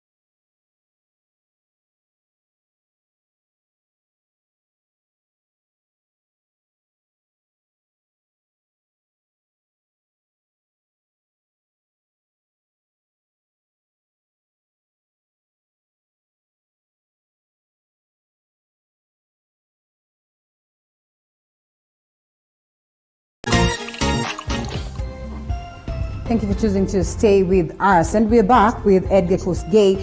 And joining us now is Dr. Justice Juma, Leader, Justice and Freedom Party. Thank you so much for your time, sir. And we proceed with the discussion. We've talked about the Jubilee aspect and the joining in of Wiper and Chama cha Mashinani on the bandwagon of Jubilee. But we now cross over to the elusive Luhya unity. And before we delve deep, let's take a look at what has been playing out in ANC and Ford Kenya all together. And we come back to react on the same. What the country needs from the ministry are definitive messages on the way forward. As the bag continues to remain with us, it is expected that the Ministry of Education could get bona fide leaders of the key stakeholder entities in education in a constructive dialogue to reflect together and plan the way forward. So far, the Ministry of Education has only made random and ad hoc pronouncements. These casual and abrupt statements have mostly been given in the sidelines of Ministry of Health briefings on COVID-19. We don't want to preempt the decision the registrar is going to make, but we believe and we have no doubt that we are legitimately in office. We shall legitimately remain. Bit of a mix-up right there on the first clip, but all the same, gentlemen, I know you are alive to the fact of what have been playing out on the ANC party and also the Ford Kenya party, knowing very well that the court upheld the sitting of Moses Wetangula as at now. And I know that mostly when you find these political leaders, they would not prefer discussing, issues to do with other parties. But I'll put you to task to address this, because you are the very same people who are supposed to ensure that parties function as it is and multi-partyism is a success. Dr. Justice Juma, when you see these differences that are culminating within the ANC, culminating within, of course, Ford Kenya, not forgetting the Jubilee Party, which has had the longest of tough times ahead, and now officially NASA is clearly not there. What do you make of the politics of the country? Well, political parties are regulated by Register of Political Parties, and they're regulated by Political Parties Act. Each political party, when they are registered, normally submit to the Register of Political Parties their own party constitution, or some people call it bylaws. That is the system that governs every political party. And the internal mechanisms of how the political parties are governed cannot, as you've said, be interfered with by other political parties, but can only be guided by their own ideologies and the constitutional manifesto. And should there be concerns, like right now issues are arising with the Ford Kenya and other political parties, there are provided mechanisms that they can explore. I don't see why it is the peer they are treating us to. I don't, as a political party leader, I have no, even ODM or any other political party, I have no constitutional mandate within any given political party to do internal interferences. But we are deliberating on the politics of the day, because at the end of the day, it is on the public domain, and we need to discuss, especially these differences that are there, the factions that keep cropping up, within different parties. What does it speak about, the moral ground of politics in the nation? Generally, most of the political outfits within our country for a period, we inherited a colonial system, which was replaced by old guards. And the old guards were unpicked from tribal basis. And remember, the colonialists invested more on the divide and conquer using the tribal line. And this had been sustained by subsequent leaders who inherited these systems from the colonial era. And actually has cost this country enormously. It has cost us a lack of proper ideological driven leadership. It has cost us a lack of proper citizens' participation in democratic exercise. It has cost us the proper economic development that is citizen-centered. And those are the challenges we are having with certain specific political outfits. And I think right now, a number of them are struggling even with their own internal democracy, because proper ideology that holds the members together, it lacks. Majority of them are just geared towards, sometimes I call them the tumbocrats.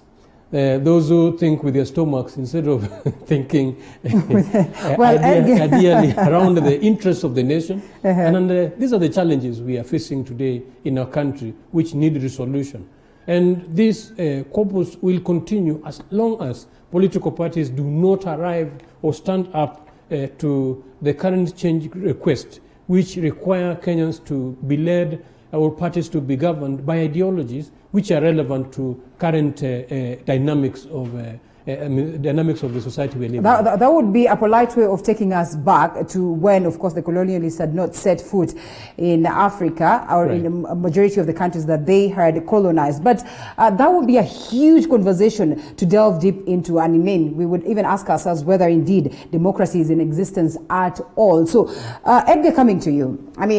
Picking up from what Doctor has left it at, we ask ourselves, the elusive Luhya unity, the differences that we witness today, they've all been culminating from bad politics in the country.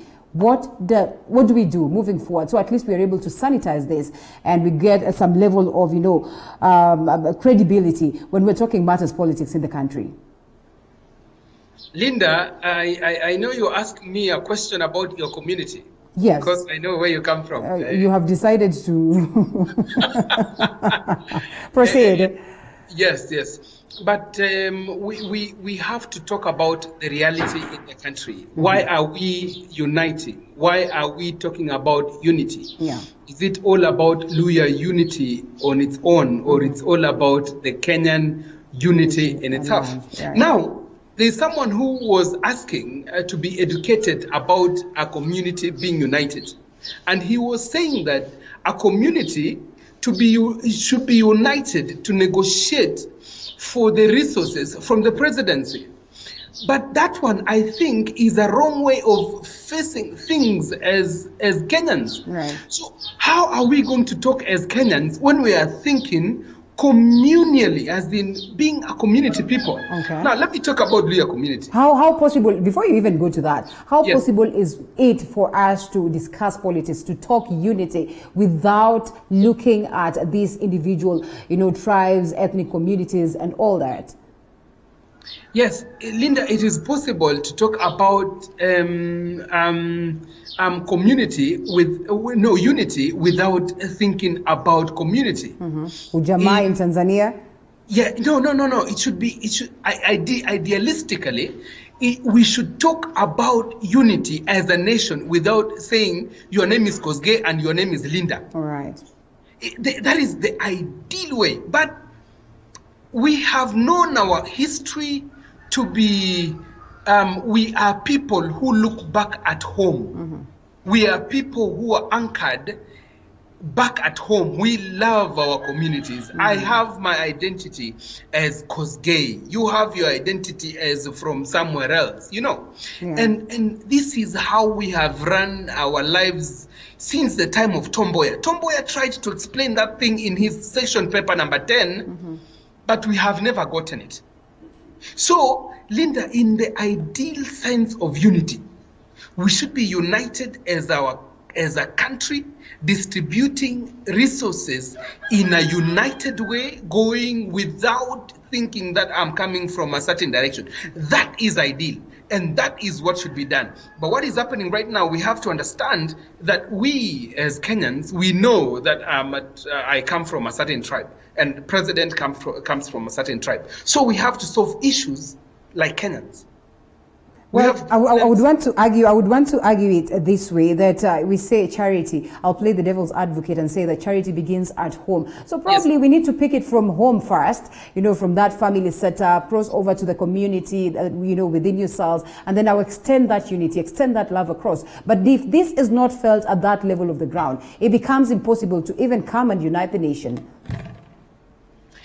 Yes, that's why I was saying, when you have things in a right manner, when you do things in a truthful manner, then we will not have to go back to the community and come back from the community. But now you are right also when you're saying that we have, charity has to begin at home. You are right.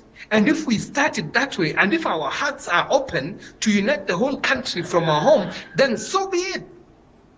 But when we start talking about community issues, then and then after that we use community as a weapon against another community, then we are getting lost. So the much sorted Luhya unity is really a misplaced idea. Let me now talk about Luhya unity. Let me go to your local home. The biggest question is, Wetangula is a Luhya, Mudavadi is a Luhya. Why are they not coming up with one leader, even though they were in NASA coalition? It means first, even before we talk about anything else, there is a problem between Wetangula and Musalia Mudavadi. But if charity begins at home, then Luhya Nation, Nani Atuoli should be speaking to Eugene Wamalwa, should be speaking to Wetangula, and should be speaking to the Amani coalition boss, so that they can come together and they can start that charity from home. But as Kenyan, if things were right, I will not advocate for tribalism. I would want us to do things the right way. But where have we ever done things in a right way? Even in the most advanced democracy, in the US, we are talking about Black lives being of paramount. We have never achieved that. So let's solve our problems as Kenyans. If we have to go community-wise, let's go community-wise and do things the Kenyan way. All right. Well, interestingly, Daktari, yes or no, do you suppose the march sought for unity, in different parts of the country is an undoing, and would be something that would threaten the unity of the country at large? Yeah, that's the worst cancer this country needs to completely eradicate. Right. Because the tribalism or the tribal kingpins at play. There is reasons to why most of the communities have been denied quality leadership. And the kingship, as I mentioned earlier, were used to divide communities and use the others. And most of them, because when you're talking about political parties from Luhya community, there are about three. We have New Ford Kenya, we have ANC, right. We have Ford Kenya itself, and all the political parties are registered based on... Why do you confidently say New Ford Kenya, yet we know very well that was dissolved? And I mean, we also know the battles that are ongoing right now, and of course proceeded to court. Well, pardon, the New Ford Kenya is gone, but simply means it was Eugene negotiated with it, and right now is in the cabinet. Okay, all right. Just raising the new various different ideologies within that region. Yeah. And these political parties are registered on ideologies, and they're very different, very diverse. Right. And they can only form alliance if they all come together. So with that divergence, we could only actually listen to them if they had proper working unity towards certain agenda. Then it will be a national issue. Because for a political party to be registered, there are certain basic requirements. It must have a national outlook, and the national outlook must have regional presence. So when you reduce a political party to just a community, and you're using it to address community unity, then again, that violates the Political Parties Act as required by Kenya, Kenyan Constitution. And should we go in that direction, again, those are the changes, which to me I feel is very archaic thinking. The dispensation we are in a dispensation where we have a generation whose parents are not purely a breed. You see, like Obama, you're telling Obama you're not American. you are probably an Arab or a Muslim. It did not make sense. He ended up being what? A president of the United States of America. Yeah. And that was 8 years, or actually over 10 years ago. And here we are in Kenya, where our community has really crossbred. I would not know the proper tribal breed of Linda's child or another person's child. If you were to tell them about their tribal outfit, you will really divide that this generation. Actually, it's Christ. That's why I say is archaic. And having that as an instrument of political presentation, then I think that can be that is an element that defeats itself even before it begins. All right. I would urge political leaders to rise to the occasion and look at the current needs, which actually also can make Kenyans be equal within the face of humanity. And these needs are all in our face. We are at a moment when we're dealing with a pandemic, where a majority of us are not just fighting for life alone, but we are fighting for our way of life. We can't go to church. We can't go to school. We can't do the little things we do. I can't even greet or shake hands. So if all these things are not addressed, people have lost jobs, people are being thrown out of homes. I expected leadership to be resonating with these needs at this hour. We should be discussing how we can protect people from losing their jobs. I'm sure even a media house like this might be threatened with pay cut, isn't it? And people are losing their jobs. Those should be the issues of discussion. Finding those myopic, and these are the questions and the response we've been giving President Uhuru Kenyatta. It is a time for leadership. It's an opportunity. Every crisis is an opportunity. How you use it determine who you are. And this crisis cannot be wasted by exposing us to unnecessary selfish gains. This was not the moment to pull those hard tackles. But they say life continues. I mean, you cannot just stop everything else, put everything else at a halt, just because you're dealing with COVID-19. That's what they would argue. Well, the pandemic, life continues, but at what expense? You cannot build your empires and rejoice when other people are losing their lives. Okay. There are moments when we're talking about a crisis. Linda, is not just a Kenyan issue. These are global issues. We've seen how other societies have responded to it. We've seen how other governments actually have even come up with relief measures. We've seen how systems actually have mitigated proper job protection. Yeah. And here, the things we're treated with, the government had opportunity to set up a committee which was supposed to be looked through this pandemic within now and post. And the post committee is where we expected our best foot forward. Instead, our friends have decided to look for interesting politicians, interesting businessmen, and they've decided to reward their cronies. Even I have nothing against former Prime Minister Raila Amolo Odinga, but putting him as the chairman of the committee, the disaster, the committee, definitely is a waste of opportunity because he lacks the energy. His attention is so divided. He has so much to deal with? Exactly. Okay. These were the moments when you needed real pure energy. And people, you've seen Kenyans being appointed for jobs globally. Yeah. We have the best of the best here. We need to give them opportunity.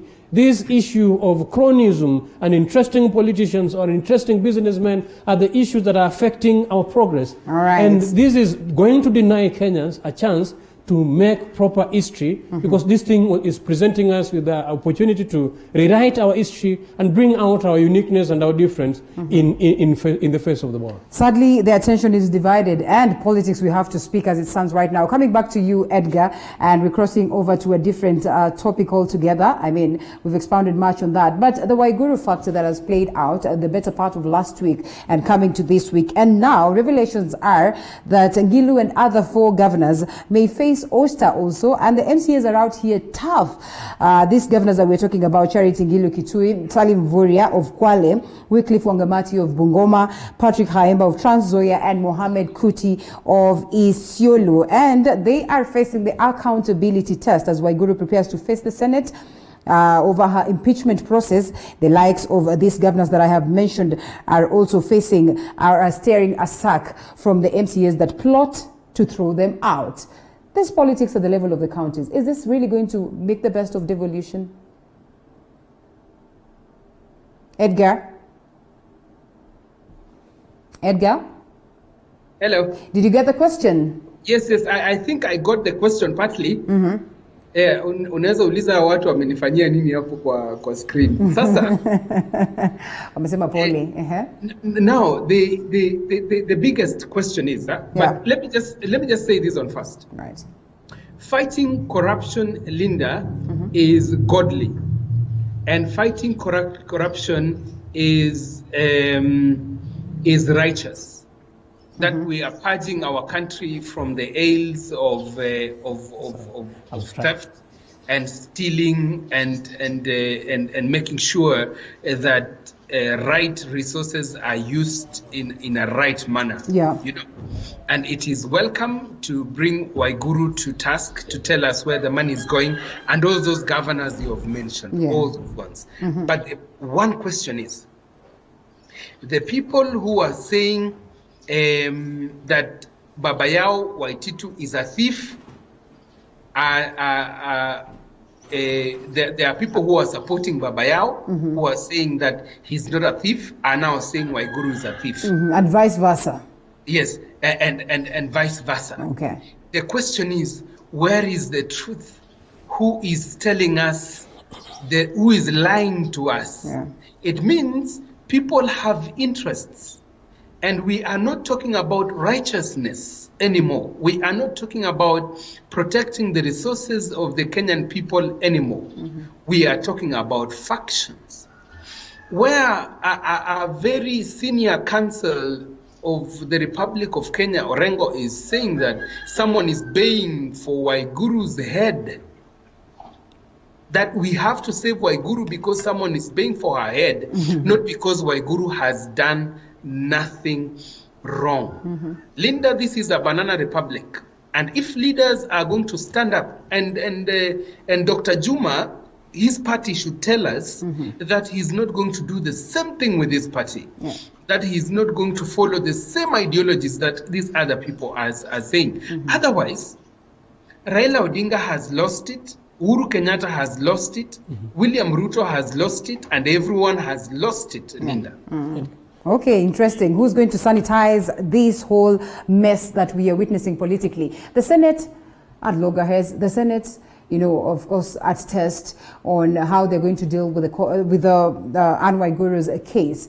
Doctor, looking at the events and how they've played out and how now MCAs are coming out strongly to try and defend the sanity or what would have been the glory of devolution, what does it speak? Are they genuine? Do we suppose that there's a hand? The latest, of course, coming from Karanja Kibicho arguing that he has no hand in this process of trying to oyster Anne Waiguru. I mean, is it politics or is it just trying to seek justice and, you know, upholding the rule of law and constitutionalism? Well, as I answer that, also let me just satisfy what Edgar is raising. Please don't start campaigning. Whether the truth is the new dawn is here. Yeah, right. Because our approach of leadership and is not inflicting pain or tramping over and causing the confusions that have been eluding. I mean, the confusion that we've been treated to.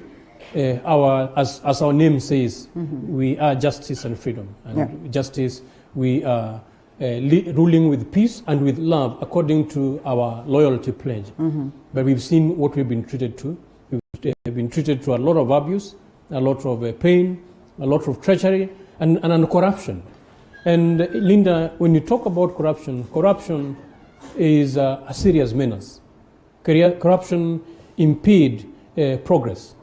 Corruption is a pit that constantly goes down and has no end. And corruption destroys and damages communities. Actually, there are countries where if you are corrupt, their laws are they have very stringent measures to a point that you will be shot dead or jailed for life. That's how bad corruption is. And if we truly have to fight corruption, you cannot do politics with corruption. But that notwithstanding, we know our political system can also play and jolster with a constitutional provision. The current wars that Waiguru is facing, Waiguru is a governor in Kirinyaga, and Kirinyaga politics actually has been very interesting. You know, when you talk about Kirinyaga politics, you remember the late Kanyotu, whose son married Purity Ngarishi, and Ngarishi has been a fierce opponent of Waiguru. And that is where we also have Martha Karua.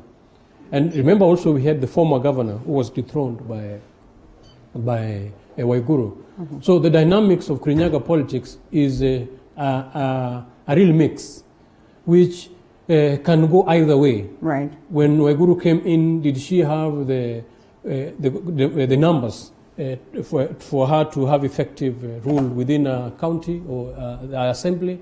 Well, those are the questions which are now arising. You've seen the way they overwhelmingly voted her out, even after flouting the COVID-19 requirements by sleeping inside the parliament, just for the purposes of making sure that she's gone. And we've seen also the political play in the national arena where we have Keleweke and we've had Tanga, and we've lately are having BBI initiative, which actually has been driven heavily by ODM leader and the president. And I know, yes, Waiguru is playing a critical part within BBI initiative. And these are the challenges which some people are identifying with. And seeing and hearing from Senator Rengo yesterday, I think their interests are driven by their BBI persuasion. And the people of Kirinyaga, I'm wondering whether their interest is BBI or what actually is their interest. And with the provisions that the Constitution provides for us, I think let's allow the constitutions to play. And if the Constitution can play well, it is there to protect the weak and the vulnerable from the high and the mighty. The moment we allow the high and the mighty to hijack the security of the weak and the vulnerable, then we lose it. Because it is there to protect the citizen. The citizen expects delivery. And by the way, we do not have some other lives. We are living only today, isn't it? This promise of maybe next 2022, who knows whether you will be there in next 2022. Whatever is done today is what guarantees whether you will be there or whether you will not be there. All right. So I would rather there's proper accountability mechanism that are enforced. And if it can be enforced by the national, the county assembly, so be it. Unfortunately, the current divide in the Senate is not resonating with the spirit of what the MCAs showed us, because the Senate has its own direction, and we've seen even the way they were debating about this issue. Already some people feel that already Waiguru has been sanitized. I think these are the things that will be revisited by the voters come 2022, and any person with national interest in the political arena, to me, I would rather you listen to the people. Okay. Or else you might really get surprised. All right, so we are waiting to see the verdict. The 26th will be getting all these reports. Elizabeth Mutuko is constantly following up on that and will be updating you accordingly. We dropped that one, and still, of course, on the, just pick a line from what Daktari has said, crossing over to Edgar. Edgar, Daktari notes that indeed the Constitution should be there to protect the people. But sadly enough, what we see today is that it is constantly protecting the high and mighty. But again, an interesting bit right here. It has failed to, in a way, protect the high and mighty when you look at the tangles and the tussles that have been witnessed between the executive and the judiciary. Now, Chief Justice David Maraga headed for retirement, and this time around, of course, yesterday, should be yesterday or the day before yesterday, officially takes his leave days that are likely to proceed all the way until the time of his retirement. The quest of another CJ. I mean, how genuine will it be when you look at the politics that it's playing right now? And also, when you look at the fact that, the CJ has constantly tried his level best, to incorporate, wisdom and, togetherness in how the best they can work together with the executive. But it clearly is not working out. And not to say that we support the fact that people argue that the president is on the wrong. I mean, it's hard to even strike the balance. Now, this is a sneak. It is a sneak peek into the power struggles that are facing the Kenyan leadership. Yeah, and Maraga has only 6 months to hit 70 years, and that's why he is retiring. People are saying that he has gone. He might retire even before October, before his time comes to a close. Maraga has fought, and I am not thinking that Maraga is this person to do a lot of fighting. I'm not thinking so, but it has shown us that there is a power play happening here and there, even though the constitution is mighty, even though they are supposed to be protecting the people of Kenya, but someone somewhere wants to divert the direction of this country to another direction. But this is not new. It has happened everywhere in the world that there are people who would want the constitution to work for them and the constitution not to work for other people. So we will continue seeing all these power plays happening. But I urge the people from the Law Society of Kenya, from the activists, to protect us, because we are not safe from the politicians who are trying to finish us. All right, thank you so much for that. Dr. I'll not allow you to react on that, but I'll bring in this other important issue. And we are awaiting another election tomorrow. Because neither Kenya nor Djibouti was able to secure the 2/3 majority expected to clinch that seat of the United Nations Security Council. Djibouti now refusing to step aside for Kenya. And then again, of course, Kenya garnering the majority by getting 113 to 78. So what does it speak about the unity of the African continent and the fact that we've also witnessed, some elections going a different direction, sad that Africa has lost. If you can remember the United Nations, the aspect of tourism, it should be the United Nations on World Tourism, something to do with the tourism side of matters. United Nations, at some point in time, were trying to front Zimbabwe. Zimbabwe lost it because Seychelles could not drop or could not, swallow their pride to leave it for them. Most of the times, these key seats we've lost because Africa is not united. Africa can not go there, in one voice and front one party and ensure that they all vote or they rally behind this person, do intense lobbying towards ensuring that we are successful. What does it speak of us? Well, still divide and conquer. Because why drop? Because if anything, Africa should have been lobbying for more instead of being reduced. And the challenge that we're having is with our diplomatic community, and these are the things that we've been urging the president to use to strengthen our foreign policies. And sometimes we've even questioned whether do they have foreign policy in the first place.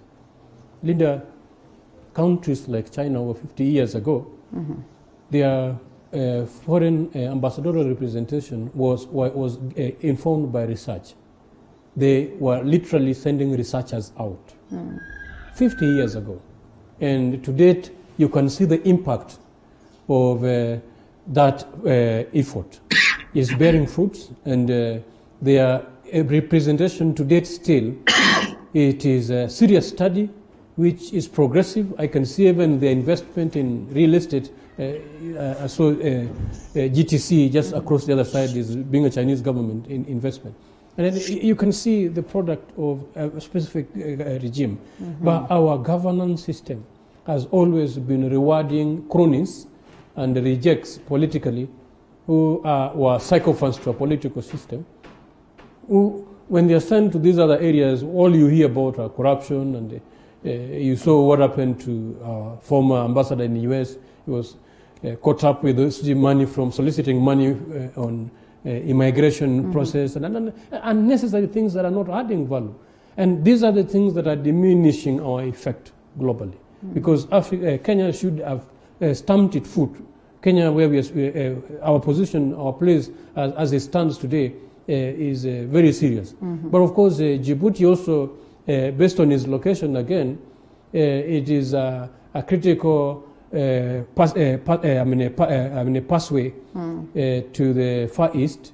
Even military-wise is a base that anyone would consider to have at this hour. Right. And based on those convenience, I think those are what have led to the current play which we're having. But I'm thinking is not very lost, because the number that Kenya can give us more psych to lobby more to negotiate if we are to stay or to leave. Such was the case with, of course, that seat, the Secretary General's seat should have been, yes, at the African Union. Amina Mohammed lost, and we had all those stakes, way high, in favor of us, but it did not play out. So Kenya will await another day to see to it if we can be able to capture this seat of the non-permanent member of the United Nations Security Council. And of course, we garnered 113, like I had said earlier on, beating rival Djibouti on Wednesday's voting. So Djibouti, which launched a charm offensive campaign against Kenya candidature, got 78 voters. So we can only wait to see whether we're going to be able to take the number to the 129 votes or 128 that are required to garner that seat. And coming back to you, Edgar Kosgei, what do you make of this as we get to wind up? Or we lost him? All right, in that case, we only have like a minute or so to wind up. Daktari, as you get to wind up, yes. I mean, the politics of the nation, the politics of Africa at large, well, even as we continue to deal with COVID-19. The CJ Maraga thing. The CJ Maraga thing, yes. Okay. The alternative of constitution or effective judicial process, because you tell the civility of a society, civilization of a society by their laws and their enforcements. If you do not want effective judiciary, the opposite is anarchy and lack of proper laws. We will need a very strong judicial officer. Judges should be individuals of strong character, individuals who are not induced by financial influence, but understand our history, understand our identity, and can cherish and stand to defend at the expense of any influence. And that is what Kenya needs now.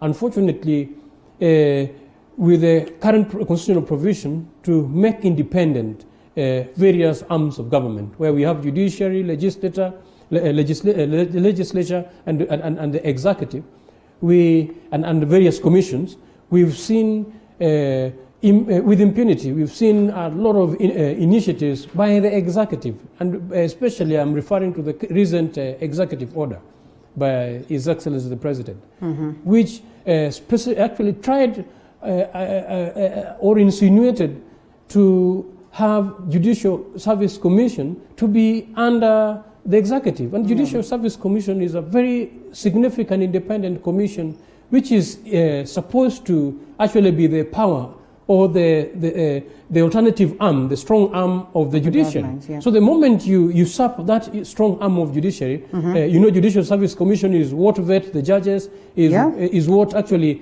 the judiciary is answerable to. So when you take it under the executive arm, through the presidential executive order, then straight away you are telling us that you're subjugating the roles of the judiciary and you're bringing them back to the executive, and those are the impunity behaviors which can haunt us later. We need governance by the law, which respect the law, and the president was sworn in to defend and to protect the law of this land, and that is what he should do. Okay, thank you so much, Dr. Justice Juma. Coming back to you, Edgar, now that we barely have a minute, so we can have your last take on the entire conversation of the morning. All right, I was not online for a while because of Niko Mashinani. Now we decided to change the location, which is okay. We still can see I'm actually charging. My battery was low. Yes. Okay. Now, I want to say that about the judiciary. Let me just comment about the judiciary. We should protect the judiciary jealously. We should protect it with all costs. Whoever wants to bring down the judiciary should know that it is hard to bring it down. Every Kenyan has to stand up for the constitution that is protecting us, that is making me talk like this online. Every Kenyan has to stand up for the judiciary and for the rule of law. If the executive they want to do their thing, they should purge themselves in their parties, and they should chart their own way in their parties. But let them leave the constitution, let them leave the law, and let people live truthfully. All right. Thank you so much, Edgar Kosgei and Dr. Justice Juma, the leader of Justice and Freedom Party. It is now time that we take a break. I think we'll need that clip from, of course, the CJ to be taking us for this short break. We'll be coming back with that discussion on the rise of pregnancy at this time of COVID-19 with psychologist Nancy Rahab. Let's listen into that clip as we go for a break.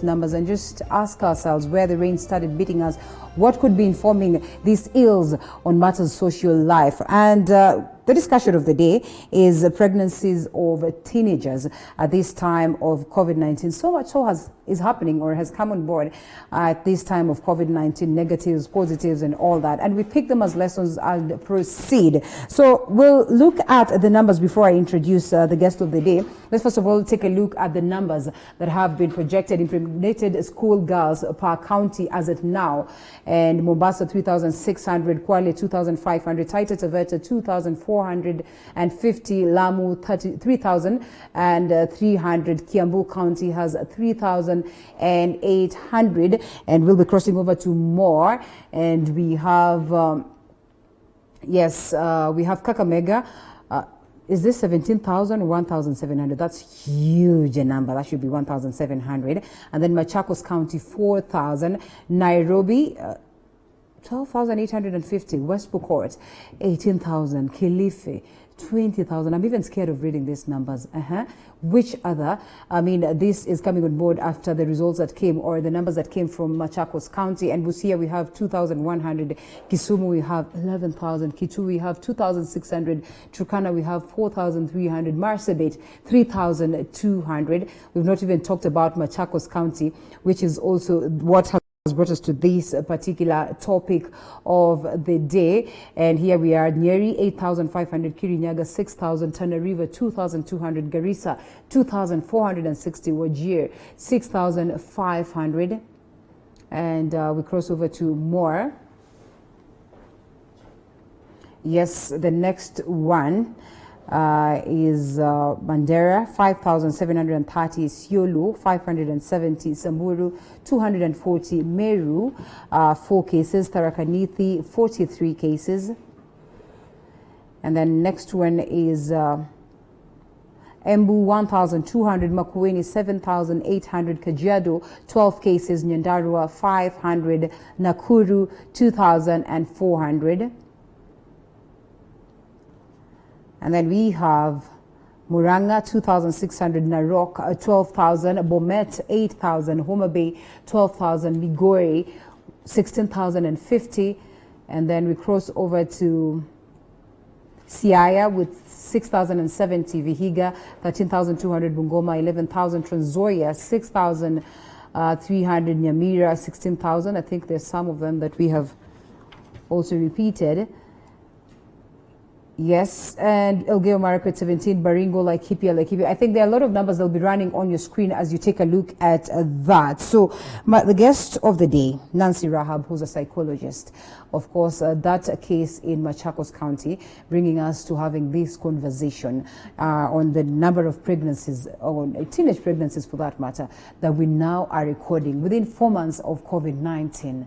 Isn't it heartbreaking? It is. It's quite alarming, and you can see the figures. I can see you even hesitant of reading for a moment, I'm thinking, figures. Are these correct figures? Yeah. But yes, it is the truth of the matter, projected correctly. Yeah. And that's only 4 months of schools closure, and it's getting to those numbers. And you can imagine, we're not even ready to open schools. What is happening? It's really alarming. Yes.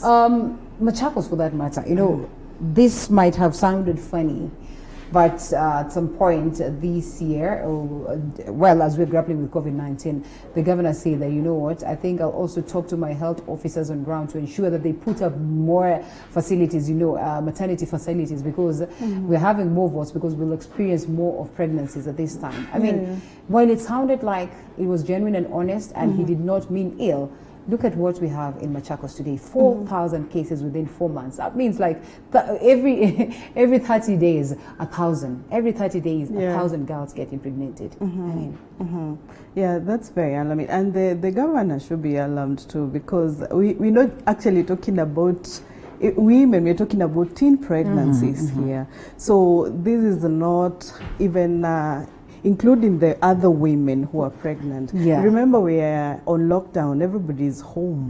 And even the untold stories. Yes, the unreported cases are also likely to be high, because this is likely to have been picked maybe from hospitals or such areas. So what about those who have not reported? Or about those who don't even know they are pregnant, considering that they are teenagers?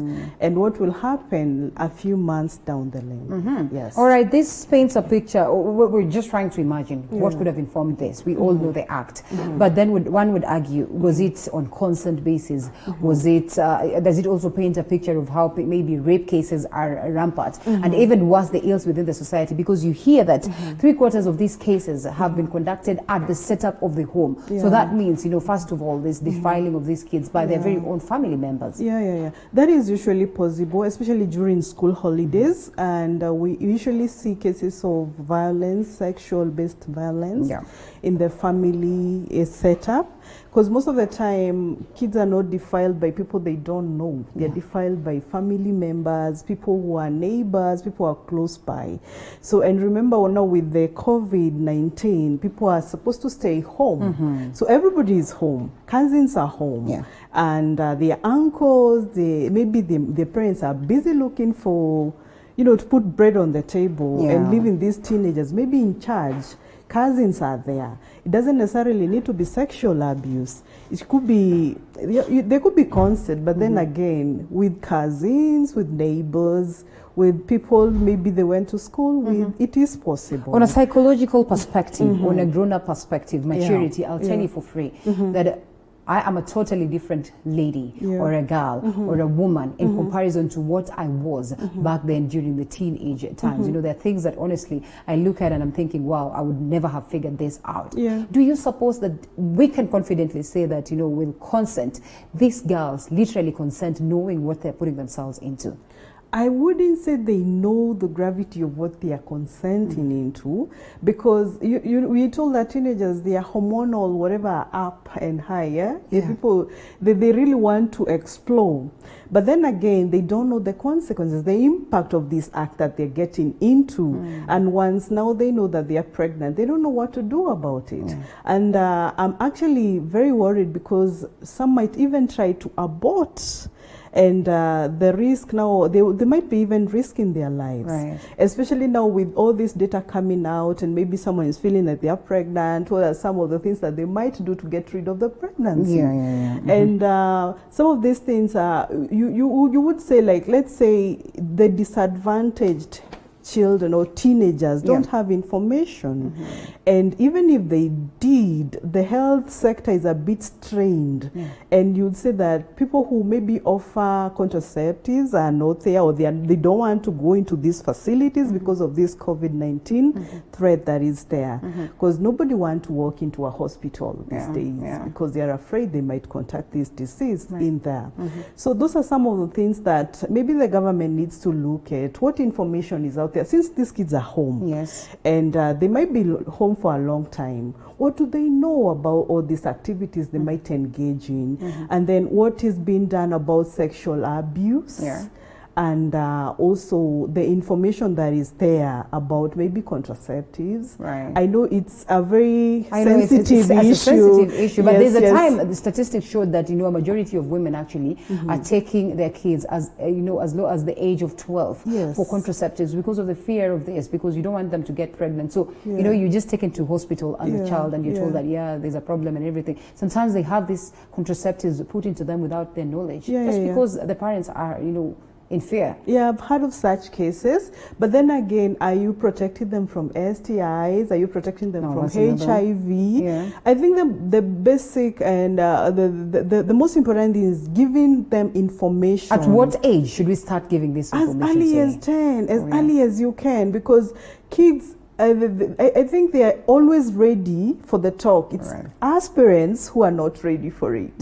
And we are also like, you know, our hands are tied. If we listen to the church, we listen to, you know, I think ethically we should be ready to have this conversation with our children as early as they are ready. You're bringing in the perspective of parenting. Before we go to that, first of all, we talked about, you know, consent.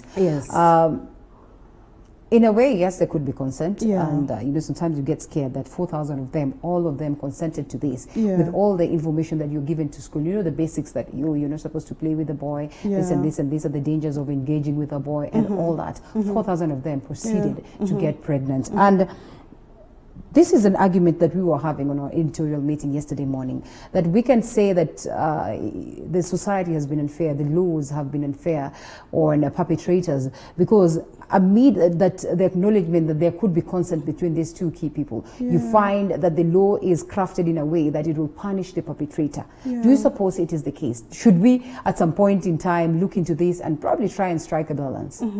First of all, let's ask ourselves, who is this perpetrator? Yes. Because if it's a 14-year-old boy or a 17-year-old boy, really, so then taking this boy to juvenile, whatever, is not really the solution. Right. And I'm going back to information, because sometimes back there was this controversial issue of introducing sex education in school, and everyone was like, no, this is not it. We want to introduce contraceptives to these kids at an early age. We actually started fighting it before it even came to be. And the whole issue was, what does this child know before they engage into these sexual acts?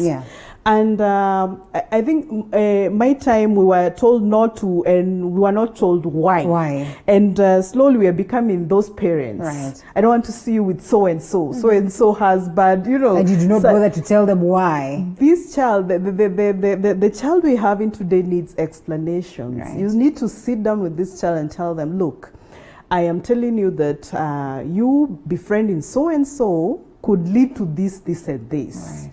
And you have to make sure they see the scenario unfold. If you get pregnant at the age of 14, what are the chances of you going back to school while you're nursing? What will your peer think about you? And all those, so that it gets into them and they get to understand, hey, I don't want to be a mommy at 15 and I'm going back to school and going back home to nurse my baby and everybody will be laughing at me and all that. And if this happens, this child gets pregnant at 15, what are we doing to ensure that they don't miss out on education? Because I think that is very, very important. Because you can imagine a mother at 15, and we used to be told during my era that your life will be ruined. And what we were not told is you cannot bring up a child at 15 and you cannot even provide for that child. You can't provide for yourself. But then again, what is leading to this? Because you see, like now with school closure means free meals are not available. Sanitary towels are not available. What could be leading this girl to get into this act? Small incentives from these guys. Is it transactional? Is it that they are struggling to even help put a meal on the table? So there's so many things we need to look at before even, jumping into conclusion that it is sexual abuse. Yes, it is consensual. And if it's so, what led this child to do all this? And we were having a conversation on reducing the consent age to 16. Would you be for that at all? I think I would say yes and no. Okay. Because I'm looking at a girl in Pokot. Do they even understand consent? And a girl in Nairobi, really, the scenarios are different totally. And who are you consenting to? Is it a 52-year-old? You see, this guy is already taken advantage of you, Yes, and how are you convincing this girl? What are the odds and such things? So I wouldn't, what I would say is information at an early age, so that even if that consent is given at an early age, this will be an informed girl. Yes. Freedom without limits could be dangerous, so they say. And it looks like there's so much freedom out here. There's so much time for these kids now that they're not in school. And the parenting factor then comes in. Hugely and highly and squarely, this has been blamed on parents. Do you suppose then that we are also all confused on how best we can, just bring up these 21st century kids? I would say if you're not careful, you mother the way you were mothered. And I said, I start quoting back what I was told when I was a young girl. So, but I would say I'm fortunate because I have information and I know how to interact with even this age well. But I'm looking at a lay parent who has no information and how they would approach the sex talk with this girl. It is difficult because you don't know when you're giving too much information or when you're not giving information at all. And sometimes it's even annoying that you like, you know, you feel like, no, I shouldn't even be having it's very, very uncomfortable. So first of all, let's educate the parents. And support from the family is what is the most important thing. Because you see people or children who are well parented don't loiter around. They don't do some things that I see even done in my estate, you know, like several girls walking around the estate, I know, and nowadays going out slaying around, that's the word they're using, you know, taking videos and posting them all over. It's like they're positioning themselves. Yes. And then again, there are these videos that are on music videos, that the Kenyan ones, they are very sexualized, you know, and it looks cool to do some of these things. So if only kids are given information that the internet never forgets, you know, once you post something, even when you have kids, they're likely to see that. How would you feel about that, you know? And some of these things, even the videos, even when you're sitting enjoying a video with your child, it's a good place to just educate and tell that child that I don't think this is good, because one day these kids will be adults and this video will still be playing. It will still be on YouTube. Once you have the link, it's always there. So let's not just say the parenting is difficult. Let's just give parents information on how to tackle some of these things. And now that with the struggle of COVID, that parents need to go to work and the kids need to remain at home. And initially when, I think when we were growing up, it was the responsibility of the community to ensure that you're being brought up the right way. Nowadays, you can't tell someone's child you're not doing the right thing. They'll take you to court. I know. So we need to go back to that African setting. I certainly miss that. Yes, where you would be pinched or even beaten because you're doing a child something. of the society. Yes, and yes, not yes. of your parents. Nowadays, if you hit someone's child or if you spank someone's child, you're likely to end up in court. And then the parents would go work comfortably knowing someone somewhere is watching over your children, even without them knowing. And they'll be sure, we'll be sure that you'll be reported if you're seen doing something nasty. But these days, it's just, you know, you and your family unit, and that's it. All right. So these kids are free to do whatever they want to do, and there is no watchdog.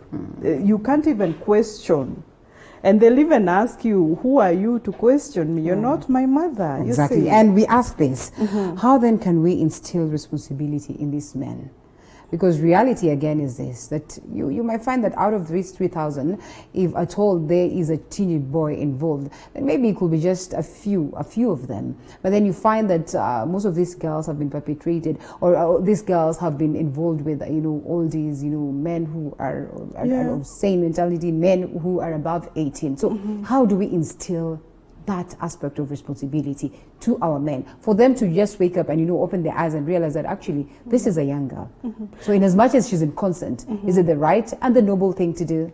I always urge men, do to someone's child the way you would want your sister to be treated, the way you'd want your own daughter to be treated. But then again, people are different. So I think basically it's just giving information to these girls so that they can make a decision that is informed. Because if we stick to the men and trying to change them, that would be kind of hard. But it's good for them to know that their daughters are also growing if they are not grown. And their sisters are also likely to be in someone's hands. What about those ones who are doing these ill, moves on their very own daughters, on their very own kids? Like we said, 3/4 of these cases, it has been proven, fact, that they're just happening within the home setup. It's your uncle, if not your uncle, it's your dad. Just the other day we had that case of a dad now, being taken to jail because of such a case. Those cases are there. And I would say that they're not rare, they're there. Yeah. And it's now for the women to watch out for their daughters. And you know, something doesn't just start overnight. You can tell someone is not okay when they are in the presence of their daughters or in the presence of other young girls from an early stage. Telltale signs. Yes, yes, they're there. You just need to watch out, especially when you're bringing up a girl child. You need to be very vigilant and just watch out. How is this person looking at this girl? Is this fatherly or it's gone to another extent? Because you see, the eyes don't lie. Yeah. You can tell when someone is looking at someone. You are saying that because you're a psychologist. And I'd want to ask this question. Could there be some psychological line, you know, imbalance that could be attributed to these numbers that we are witnessing today? I think, yes, they are there. And one thing, I think most of the people who are attracted to young ones, it's actually a psychological disorder. All right. And these are people who need help because they end up being pedophiles, and that's not a good thing because even your own children are at risk. Okay. So, but it doesn't start overnight. It doesn't at all. And it's good to understand who is your spouse. Or who are you bringing into the home? Yeah. Who are these cousins? Who are these uncles? And I say, like in Nairobi, when people come from the village, they're brought into the home. Yeah. You don't even scrutinize who is this person. And people don't even know that they are putting their own children at risk. So even when you're welcoming people, is there someone who's watching over your children? Or are you leaving this person that you don't really know? You just know these are relatives to watch over your children. Yes. Now that we're here, and it is sad to note, I mean, the best thing to do is to seek the way forward to understand what can we do to curb such events in future. But most importantly, you mentioned something about these girls going back to class and being laughed at and all that. So there's the aspect of stigma that is attributed to this, and it is huge. It goes all the way to the family setup. It goes all the way to the parents, and you know, it can mess up the whole affair. So on a psychological point of view, how can we help tame stigma? Ensure that, again, after this has happened, yes, it's a mistake, but we do not have such repeating themselves or repeating, you know, itself. And, you know, even tell these girls that it's okay, there's a future. Tell them, give them an option of keeping this baby and still walking head high, shoulders high, knowing that they have a bright future ahead. Yeah. I'm very pro-life, so keeping the baby for me is very, very important. Okay. And no, it's just preparing the family unit to support this. Because when you have support from the family unit, you can face anything. Yeah. But if stigma starts at home, then you cannot even, your esteem is, you know, inflated. You can't face anyone. And then school, the teachers, our teachers, I love our teachers, but then again, they can make or break. They can really, Yes. And how do they encourage such a girl when she comes back to school and she's seen as a hero because, you know, she's fought through stigma, she's bringing up her child and is still, you know, willing to get her education. How would they do that and make sure that they do not glorify it in a way and that at the same time to encourage. Yes. How do they do that? First of all is to give that girl the psychological, you know, support they need. And with that psychological support comes with it comes with this girl is shown of what she did wrong and how she can forge forward. Now that she's here, she's pregnant, she's had this child. How do you forge forward? How do you even form a peer group to encourage or even educate other girls not to get into your shoes? How do you use this girl to be able to show others that it's not easy to bring up a child and still remain in school? Yes. All right. So this time of COVID-19 is special in its own way because, yes, we are home and these numbers are on the rise. But moving forward, it also opens our eyes to so much ills in the society. How do we then recover from it? How do we then ensure that we maintain that moral fabric that is expected of the society moving forward? I think for me, COVID-19 is very eye-opening because a pandemic usually shows the worst and the best in situations. Yeah. And it is is said that in every crisis there's an opportunity. So for the family unit, it's supposed to strengthen you, because once we break through this, then we are stronger than we were, right, as a family. But then again, for some, it's likely to break, and we're supposed to learn from that.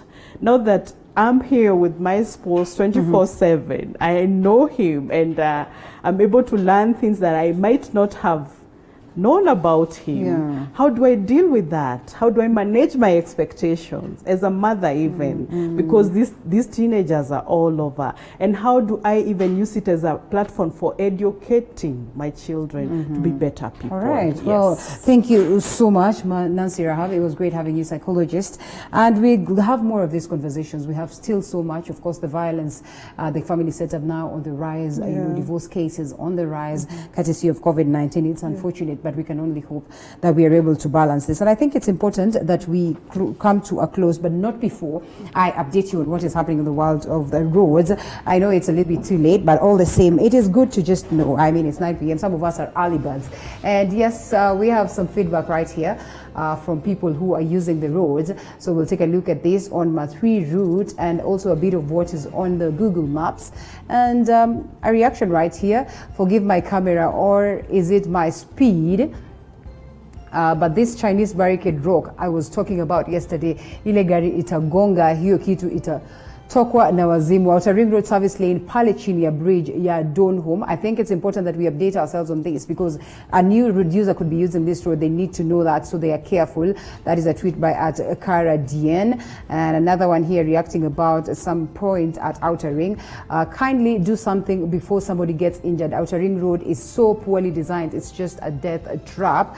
And, you know, just giving out a picture of the situation there. So it's important that you're careful if you're using that particular road. The pole has fallen. Okay, well, so we reported this case 14 days ago, KPLC, and here we are. The pole has fallen on the road. We are at risk. What road is this? That is Donholm Phase 7, and I think they should move in very fast to ensure that they deal with this. So in the event that you're using Outer Ring Road, this is what you expect. And Moi Avenue around Koja Mosque way back in the days. Okay, well, this is a TBT of what it was like back then. We'd love to get more tweets on what the roads look like. There is this Total Petrol Station feather that they behave uncivilized manner. Well, the treatment is uncalled for. After fueling, you are no longer important. I think we don't have so much of feedback on what is on the roads, apart also from just what is on the Google map. And from the look of things, we do not have the dark or the maroon color. So it's a clear indication that is Nwe across all parts of the roads, Lavington, Kiambu Road, and of course, we're coming to Nairobi, Thika Road, and we're talking about Kawangware, we're talking about, of course, Gitanga Road, we're talking about Mombasa Road. There is clearly not so much of traffic apart from this part of Moi Air Base, that is that side of Huruma. And I think we need to be good road users. I mean, it is about you. It is about keeping the people, the other road users safe. And that's all I keep on Matters Traffic Updates. We'll be doing this at least before and after, so at least you're well aware of what to expect when you're stepping out. And on this note, it is time then that we call it a day on Morning Cafe. We get to see you again tomorrow for the Friday edition. Remember, it's all about, tomorrow, the Thursday, yes, edition is going to be so much fun. And yes, it was great having you right from the start. It's actually Friday tomorrow, so we'll be having entertainment edition. Thank you so much for keeping us company throughout the week. My name is Linda Alela. Do enjoy the rest of your viewing.